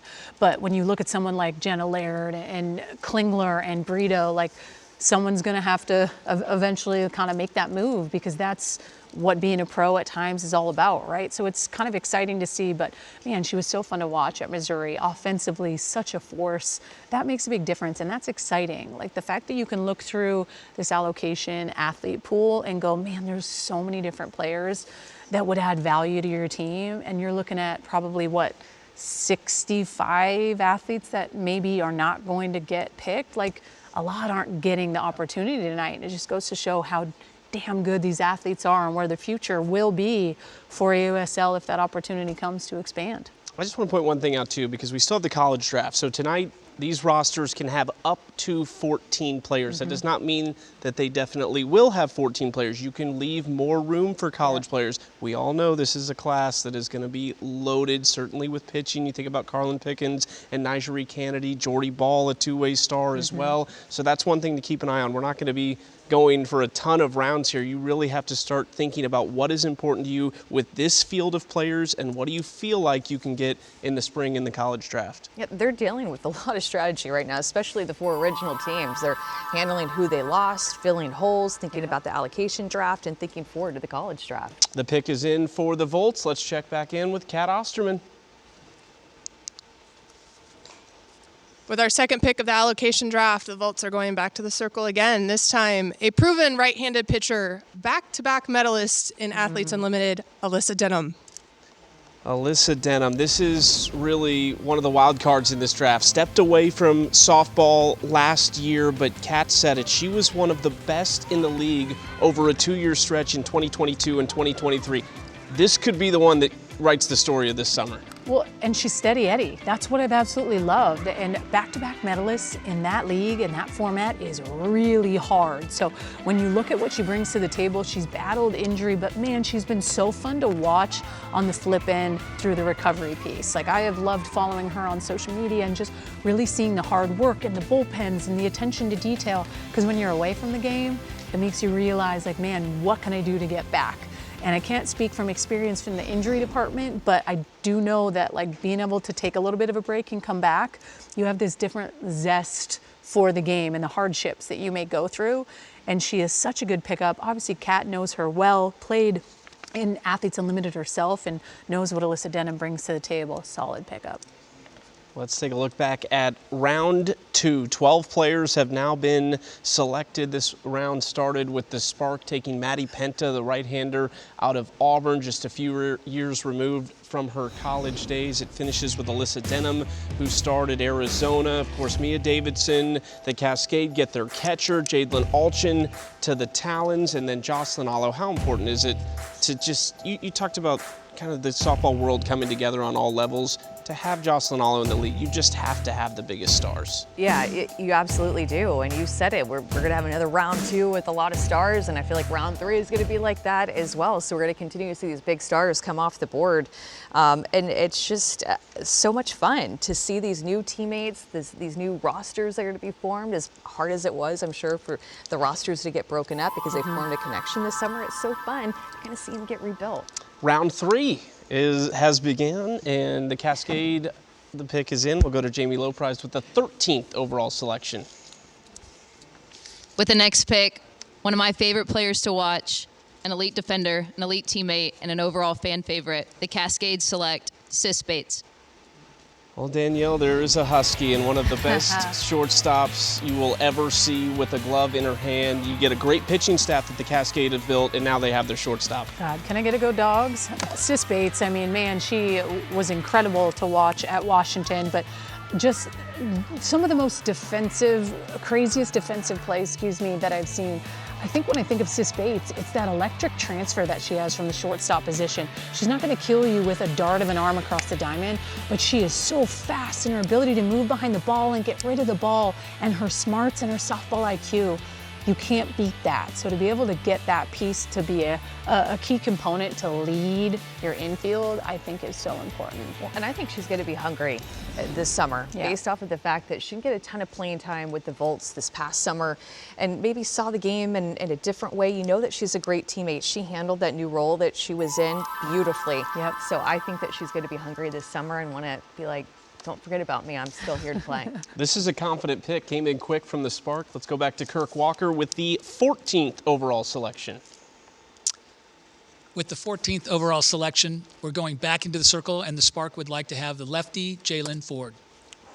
There it is, Danielle. You asked for Jalen Ford earlier, star out of James Madison, and we just haven't seen a lot of her recently, but she's played a lot of ball in Japan, so there's experience all over the place for Jalen Ford. Well, and that's the dark horse mentality right there. Like, you can bring someone in that's continued to play the game at a high level, has played overseas in Japan, and playing over there, you're learning a lot, especially when it comes to pitching. I mean, Japan has won how many gold medals? Like, they know how to swing it and make adjustments. So you can tell she's someone that is going to be able to come in and help really lead a team, right? Like, you think of, like, Vaughter has some experience, Maddie Penta Young. Jalen Ford may be the rock that they need in the circle to really set the tone, and experience is what she's really going to be able to pull from. Well, and I bet the Talons who have the next pick are really bummed that Jalen Ford just fell off of fell off there, because they need a left-handed pitcher. They have 3 power righties in Faremo, Fouts, and Korick, but right now they're one of the only teams that does not have a left-handed pitcher. And we talked about those people that are in really high demand or positions. Left-handed pitcher in high demand, catchers in high demand. So Jalen Ford, big pickup for the Spark to add that first left-handed arm to their pitching staff. The pick is in for the Talons, so we go back to Lisa Fernandez. With the 15th pick, the Talons will keep it strong going up the middle and will select Rachel Becker. The one hole the Talons had in their diamond was at second base. Rachel Becker can play either middle infield spot, and so she will slot into that second base spot next to Hannah Flippen. Yeah, really good athlete. Ended up transferring her career after a successful career at Purdue before she went to Oklahoma State, and then really had a breakout season. We got to learn about her at bat. She is such a tough outer. I remember calling games that she just had foul ball after foul ball after foul ball. She just puts together quality at bats, can cover a lot of range next to Hannah Flippen. Likely going to play second base, you would expect, but a lefty hitter with a little bit of pop there and some speed. Just an all-around, just solid player when you think of Rachel Becker. When you think of, too, like, I at times don't love all the numbers, but I love at times the high averages you see for hitters. And I just, even when we went back and we're talking about her and she made that leap to go to Oklahoma State, but I remember her senior year, I mean, she hit 443. Like, in the college game these days, that doesn't really happen, right? So you know that part is there. Played with the Oklahoma Spark in 2024, has continued to play the game. It's a good pickup. The pick is in for the Bandits. Let's go back to Jenny Dalton-Hill with the 16th selection in the allocation draft. The Bandits in this round go with a quick outfielder with elite range and speed. We'll take Jessica Clements. Jessica Clements, who started her career at Cal Poly, spent 4 seasons there, and then finished up at UCLA, but they needed an outfielder. They get one here, and it's yet another Bruin off the board. Well, and there was a part of me that thought that the Spark was going to go for Clements because Kirk knows how well she's performed at a high level. She was a transfer to UCLA, and her numbers were insane. I still remember that home run in the World Series that she hit, and it was just that, I think, a walk-off against Oregon. And you try to not get too attached, but like, I had them in a regional, I had them in a super, and then she hit that walk-off against Oregon, and you kind of like tear up a little bit because that was one of the reasons why she wanted to transfer. She transferred over, and to have those moments in the game are stuff that you will remember in 20, 30, 40 years, and a great opportunity for her to be able to kind of bring what she learned into this professional ranks, and a great opportunity for her to go and be a Bandit. Yeah, the Bandits like their speed, too. We saw them steal a lot of bases, and they like those players that have speed with a little bit of pop, and looking like Bella Dayton, Morgan Zirkle, Jessica Clements. Those are players that have exactly what the Bandits like, alongside Skylar Wallace. Don't forget about her at shortstop. So a lot of lefty speed right now offensively that the Bandits have already put together. Blazer on the clock right now. You would think outfielder, pitcher? Is that where you guys would go at this point? I'm thinking probably another third baseman. Just joking. I would think outfielder, but you never know with Dana Sorensen over there. All right, we'll see. Outfielder or pitcher, what it'll be. Let's go back to Dana Sorensen with the 17th overall selection. The Blazers' next pick is pitcher Jayla Wright from Duke. So they do go back to the circle with a right-handed arm. 3 years at Duke after starting her career at Michigan State for Jayla Wright. Second-team All-American and ACC Pitcher of the Year a couple years ago. Yeah, and a down baller. And her and Anna Gold will be reunited. They played at Duke together. Jayla Wright going to roll a lot of ground balls with that drop ball feed right into the defense that Dana Sorensen has put together. And right now, the Blaze have 5 arms on their pitching staff because of the fact that Devin Netz can play first base and also pitch. So deep pitching staff that the Blaze have. In fact, they have the deepest pitching staff as it stands right now in the draft. Yeah, I loved watching her at Duke, right? I felt like she really like blossomed and kind of just became one of the big faces of that program. There was a lot, but at times it does start with pitching and what they're able to do. And she's electric. She has that good drop ball. It'll be exciting to see her come into this league and see how she does. She played with Oklahoma Spark or Texas Spoke, I think, but to be able to come into this league and kind of see what you're made of is also kind of a fun challenge too, right? And it's also teaching opportunities. Dana Sorensen's so good in the pitching department, right? Knows it so well. Will be able to kind of help out any way she can and instill those little pieces of the game because these athletes are still going to get to be coached, whether it's from their head coach, whether it's a little bit from the GM. And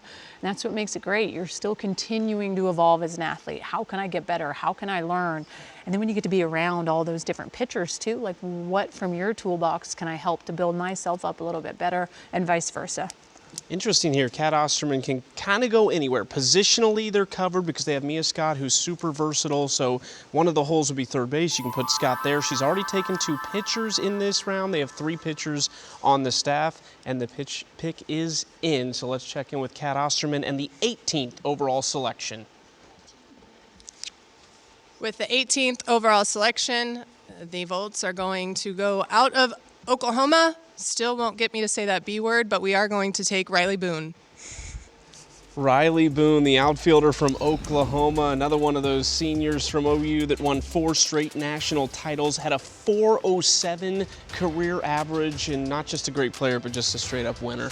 Well, and I think she really kind of helps round out the outfield a little bit, right? Where you have Amanda Lorenz and what she's brought to the table, Sierra Briggs, and then you bring someone like Riley Boone, and I know we've talked about it a lot, but kind of that competitive nature that those Oklahoma and chip on their shoulder mentality that they play with, that's what Kat Osterman likes. She wants to cross those lines. That we've played against her, I know it. Kat will kill you. That's her mentality. Can I get players on my roster that are willing to do that? When I think of the player like that, you definitely think of someone like Riley Boone and that kind of attitude piece that she brings in the best way.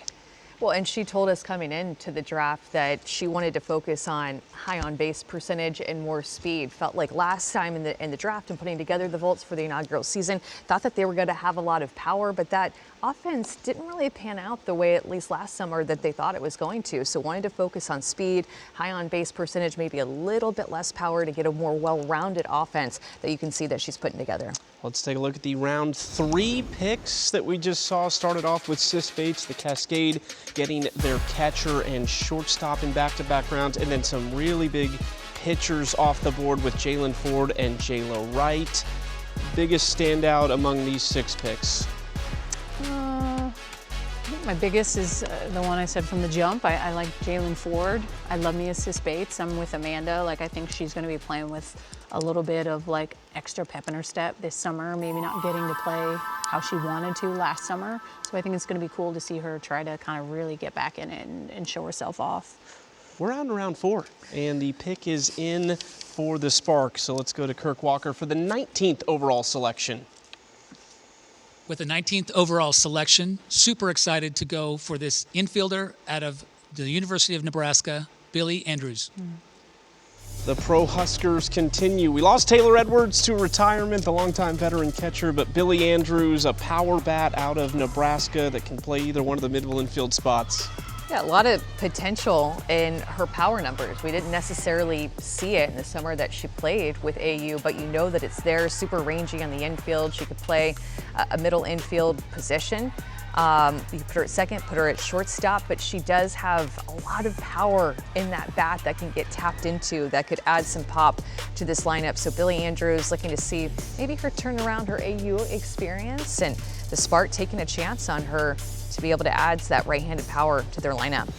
Well, you know she could swing it. I mean, 61 career home runs in college, like that to me stands out. Like when you can bring a player into this league that has a little bit of a fear factor when they step in the box as a pitcher, you kind of feel that sometimes, right? So to be able to bring her, yes, she can move around well in the infield, but offensively can do some damage. I think that adds value to what they are looking to build, which is definitely some pop. I mean, you think of just that kind of confidence that they have, like with Romero, Warren, Wiz, McKinney, and her speed and just her ability to hit consistently has been key. And then the rock behind the plate with Kinsey Hansen. So their lineups really come together nicely.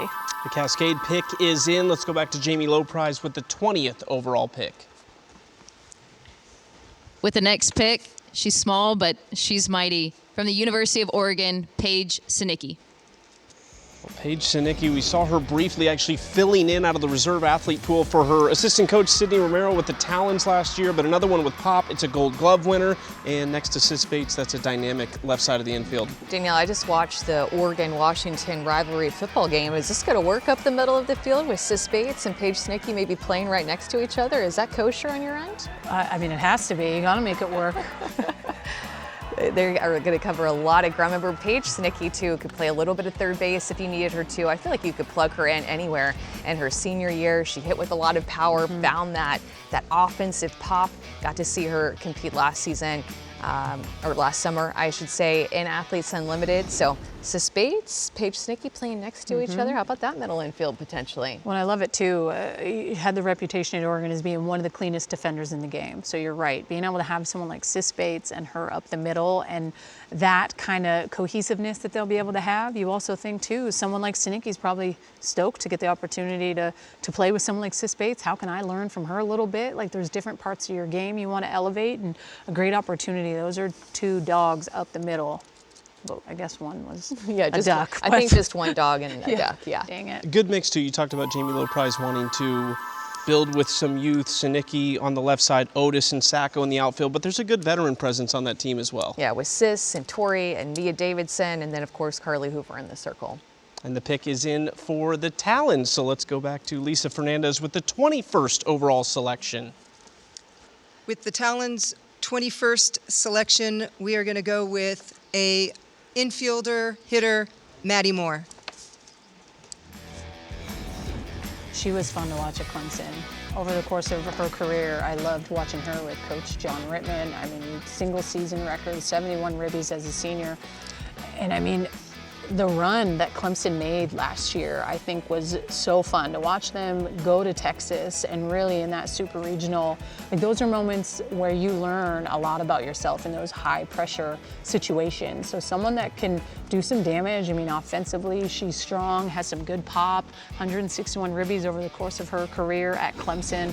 Someone that at times they're gonna look to be able to step up. I love at times when you get these rookie type players and they can come in and make an impact right away, but what a team for her to be able to go to. The former champs, that coaching staff and GM, there's a lot that can be learned on that end too. So I think that's a good pickup, and defensively she was a lot of fun to watch. Yeah, and she's fiery too. Yeah. And for another little body, have a lot of power, obviously clutch for the amount of RBIs that she had at Clemson. Yeah. I think this is a good fit for this Talons team. Interested to see where they see her fitting in defensively as their infield is getting round out.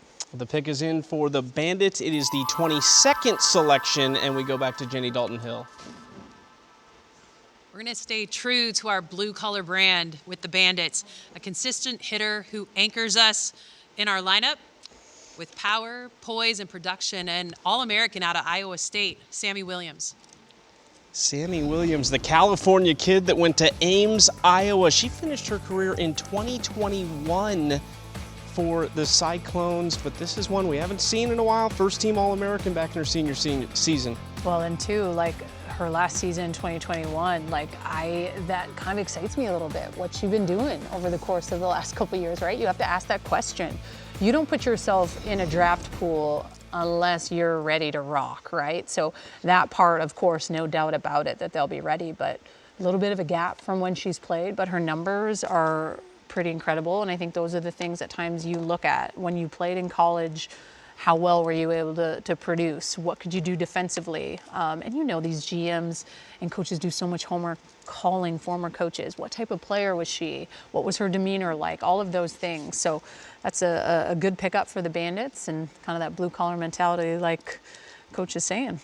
Yeah, a lot of pop potential in the Bandits. A lot of boom that can be happening in that offense.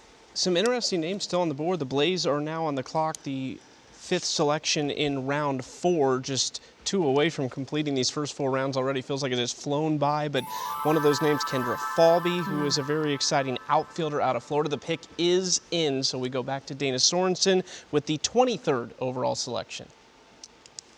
Our next pick, we're going down to Clemson and grabbing Valerie Cagle, utility hitter.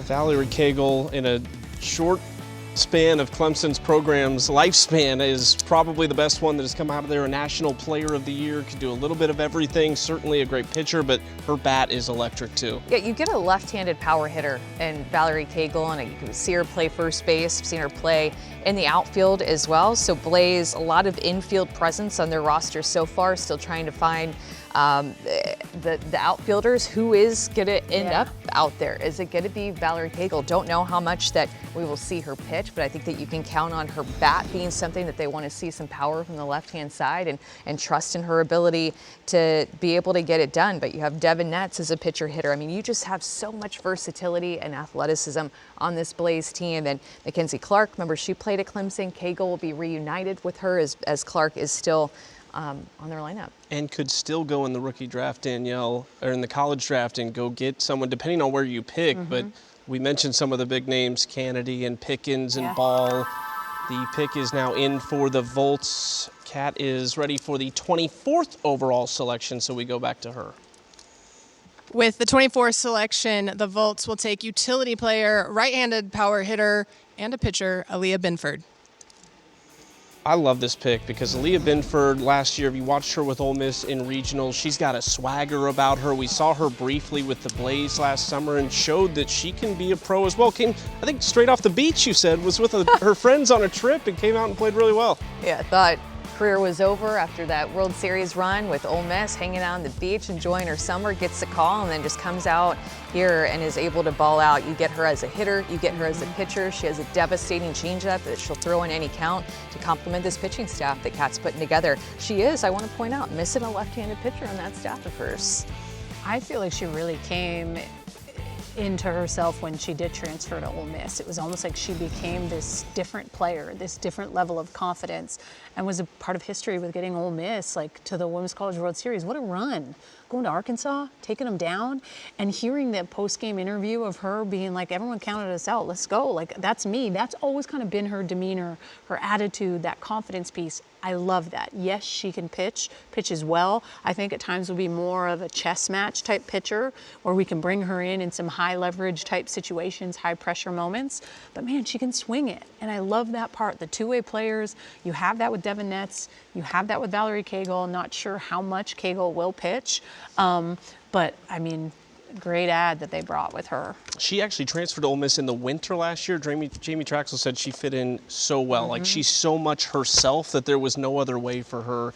And that concludes the 4th round with Aaliyah Binford. A couple kind of two-way players that we just saw go with Cagle and Binford. That also brings the Volts to 14 players on their roster.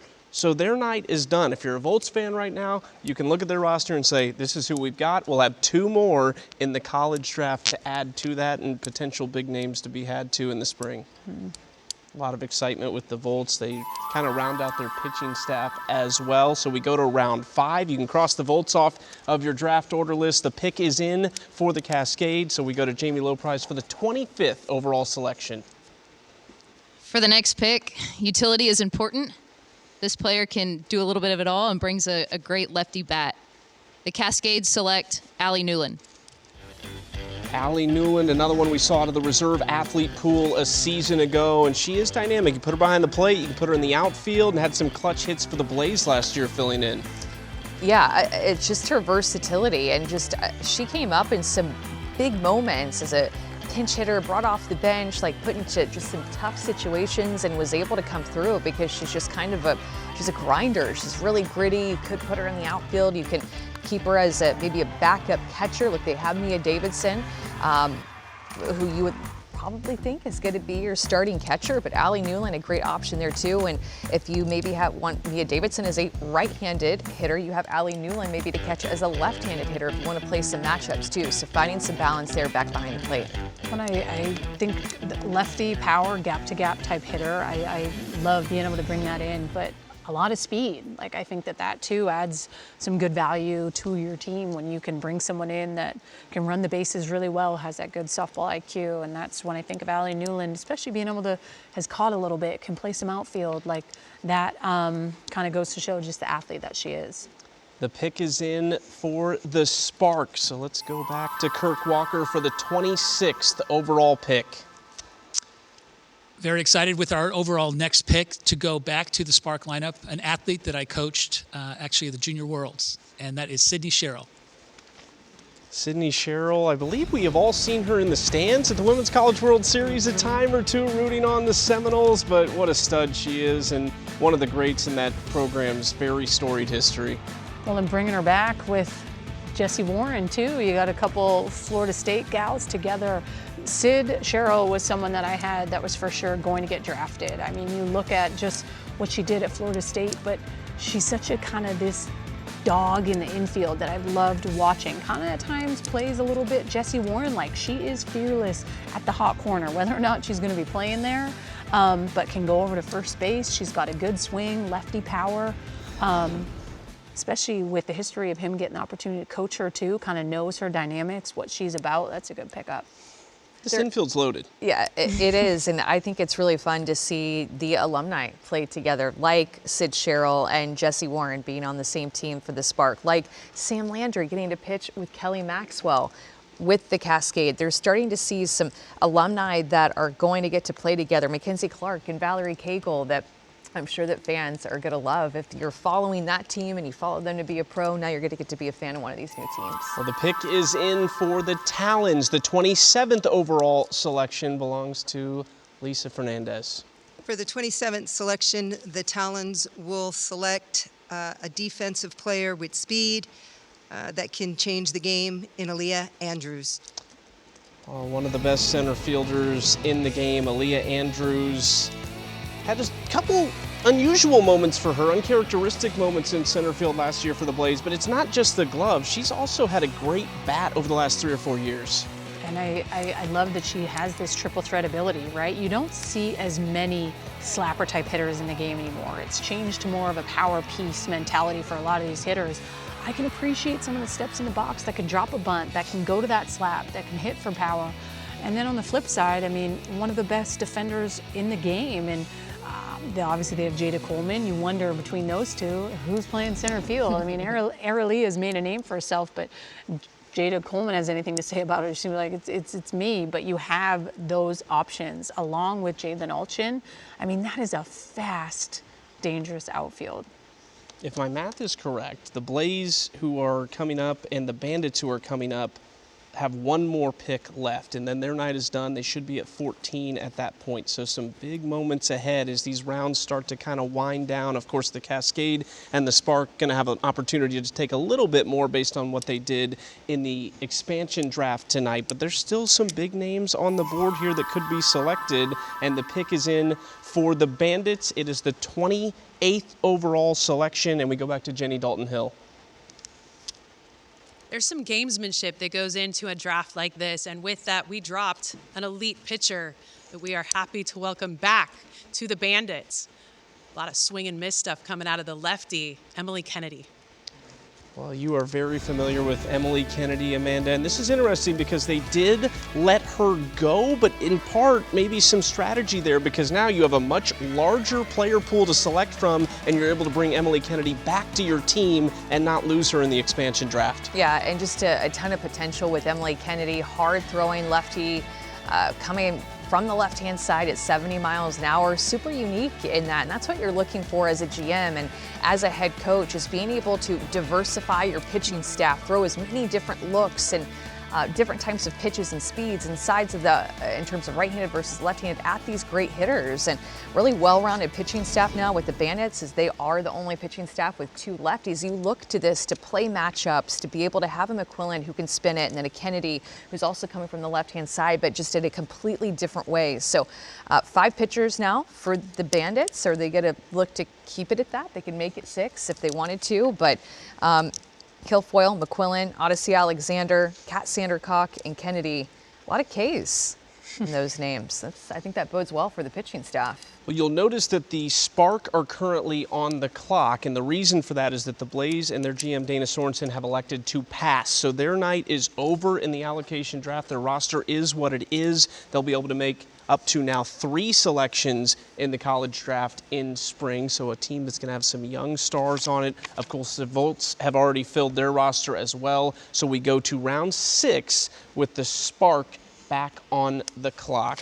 It's one thing to note too, some of these players that were not protected earlier tonight, they are just back on their original roster. Yeah. So like an Odyssey Alexander Bennett, for example, big name. Bandits did not protect her, but she was not taken in the first draft, so she remains on that team, and that's the case for all of those players. So these are some big rosters right now, 13, 14 players at this point, and a max of 3 rounds remaining. The pick is in for the Spark. So back to Kirk Walker we go with the 31st selection, or what would have been the 31st selection. With the 31st selection, the Spark are super excited to bring back another Spark alumni, a dynamic hitter, versatile player in Haley Lee. Haley Lee started her career at Texas A&M, now been a pro for a few years now. We saw her last summer, but this is a big power bat as a catcher. I remember when she transferred to Oklahoma, and I was like, let's go, going from Texas A&M and transferring to OU. God, and she wasn't kind of that typical player that you'd seen OU pick up before, right? She just had this tattoos and this confidence about her that I absolutely loved. And OU welcomed her with open arms, and it was really cool to see. Has some pop, and I think her obviously getting that experience and playing with that Oklahoma Spark was key for her, and she's someone that can play a whole lot of different positions, which I think adds good value to what you're looking for, knowing that you can put her at first base if you wanted. You could throw over to third. I think she's caught a little bit. Yeah. And obviously has, you know, knows Kinsey Hansen. Like there's that good battery kind of piece that those two have as well. You know, Kinsey Hansen, who will likely be #1 catcher. Haley Lee serves as a great option back behind the plate, but a right-handed power hitter who just has a lot of pop. And it's interesting how deep we are into this draft and thinking about a potential of pop with Haley Lee and how big of a pickup that was for the Spark to get her so late. Yeah. Still the names of Falby, Amber Pfizer on the board. Mariah Masson, who we've seen have a lot of success in this league, is still out there as well, among many others. Currently, the Cascade are on the clock. We're down to just 3 teams making selections. The Talons are going to make their final pick in just a couple picks. So round 6, the pick is in for the Cascade. Let's go back to Jamie Loprise with the 32nd overall selection. With the next pick, can't leave speed on the board there. I live in Florida. I learned how to say this. Go Gators. Kendra Falby. There it is, Kendra Falby, a ton of speed, the Gold Glove winner, and just an all-around great human being, as we've found out covering her the last few years. And I think cool to be able to bring her back with her teammate Corby Otis. I think there's this kind of fun piece of the game at the professional level when you get to play with someone that you've grinded with in the collegiate game. So being able to bring her in, she's been so passionate about wanting to play professionally, someone that I thought maybe would have got a golden ticket and didn't last year. So it's almost like she has something to prove, in my opinion, Amanda. So an opportunity, she played in that a little bit of AUSL, that championship season, but I think this is such a good pickup. Speed kills, man. It puts pressure on the defense. At times it makes you do uncomfortable things, and I think that being able to bring her in, she almost kind of at times is like an Aaliyah Andrews type player, right? Triple threat, can lay down that bunt, and a confident player. And a great outfield put together. Corby Otis, Sierra Sacco, Kendra Falby, again, a ton of youth, can cover a lot of ground. This is an outfield that could stick together for a long time in this league and just really just kind of dominate in the outfield and cover a ton of ground and protect that grass. And the Bandits do have one more selection. This is their final selection. They're on the clock with the 34th 34th overall pick. So one more addition for the Bandits. The Spark could add one more player in round 7, and the only team that can go through to round 8 would be the Cascade, based on just selecting 6 players in the expansion draft. And the Bandits are actually indicating that they will pass, so they will not take this pick here in the 6th round. So we're down to a maximum of 3 more selections. You said it earlier, Danielle, there's so many players. There's over 100 players who submitted their name for the allocation draft. There's a lot of good names that will be left off the board. And now we are being told the Cascade in round 7, the first pick, they will pass as well. So maybe one more selection if the Spark choose to take it. This is very interesting. Might end a little bit earlier than we thought. And the Spark is done. So there you have it. That is all. And we finish in round 6. Just a couple selections being made. Haley Lee and Kendra Falby. It is hard to digest these teams right now, but we've got at least a very good baseline of what 2026 will look like for all 6 teams now. Yeah, it's fun to see the personalities of the GMs and head coaches put these teams together. And I just think about these players playing next to each other. Like, I'm just so stuck on the alumni thing, getting to reunite with an old teammate, or maybe an alumni that you never got a chance to play with because you were different ages. That is so fun. And it leaves a lot of room for what I'm seeing with some pitching staffs for the college draft, Danielle, like the Talons, 3 pitchers, Spark looking like they have 3 pitchers. So everybody kind of took a different route. Did they want to wait for the college draft to round out their pitching staff, or did they want to go heavy on the allocation draft like some teams like we saw today? I think what excites me is when I think about back in the MPF when we played in 2009, 2010, like there was realistically only 2 kind of dominant teams, right? It was the Chicago Bandits and USSSA Pride and Akron occasionally. You look at these 6 teams across the board with the ability to pick up 3 college athletes as well. Like, you could count any of these teams as potentially winning. And I know the Talons probably don't want to hear that, being the former champs, but the athletes that they've put together, it's very unique. It's exciting. It makes me stoked to watch and think about how these coaches and GMs are going to gel these teams, right? Like 25 games, right, that they're going to be playing. And it's exciting to see because it's not always the most talented.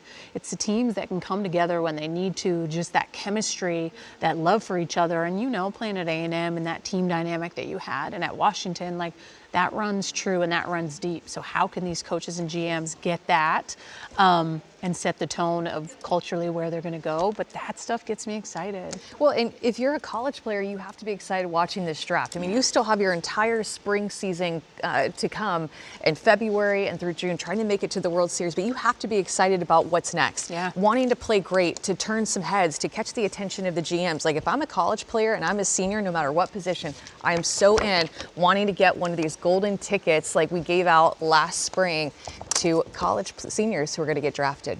Savannah Collins, one of our teammates tonight, talked to Kim Ming, Danielle Laurie, Amanda Scarborough. I'm Chucky Kemp. This is the next time you will see us with golden tickets in hand and even more college athletes joining the professional league. 2 teams added into the AUSL. Year 2 is going to be even more exciting than year 1. I thank my partners here and an entire crew that has made this night possible. A historic night for all of softball, not just the professional level, but all levels. So long, everybody.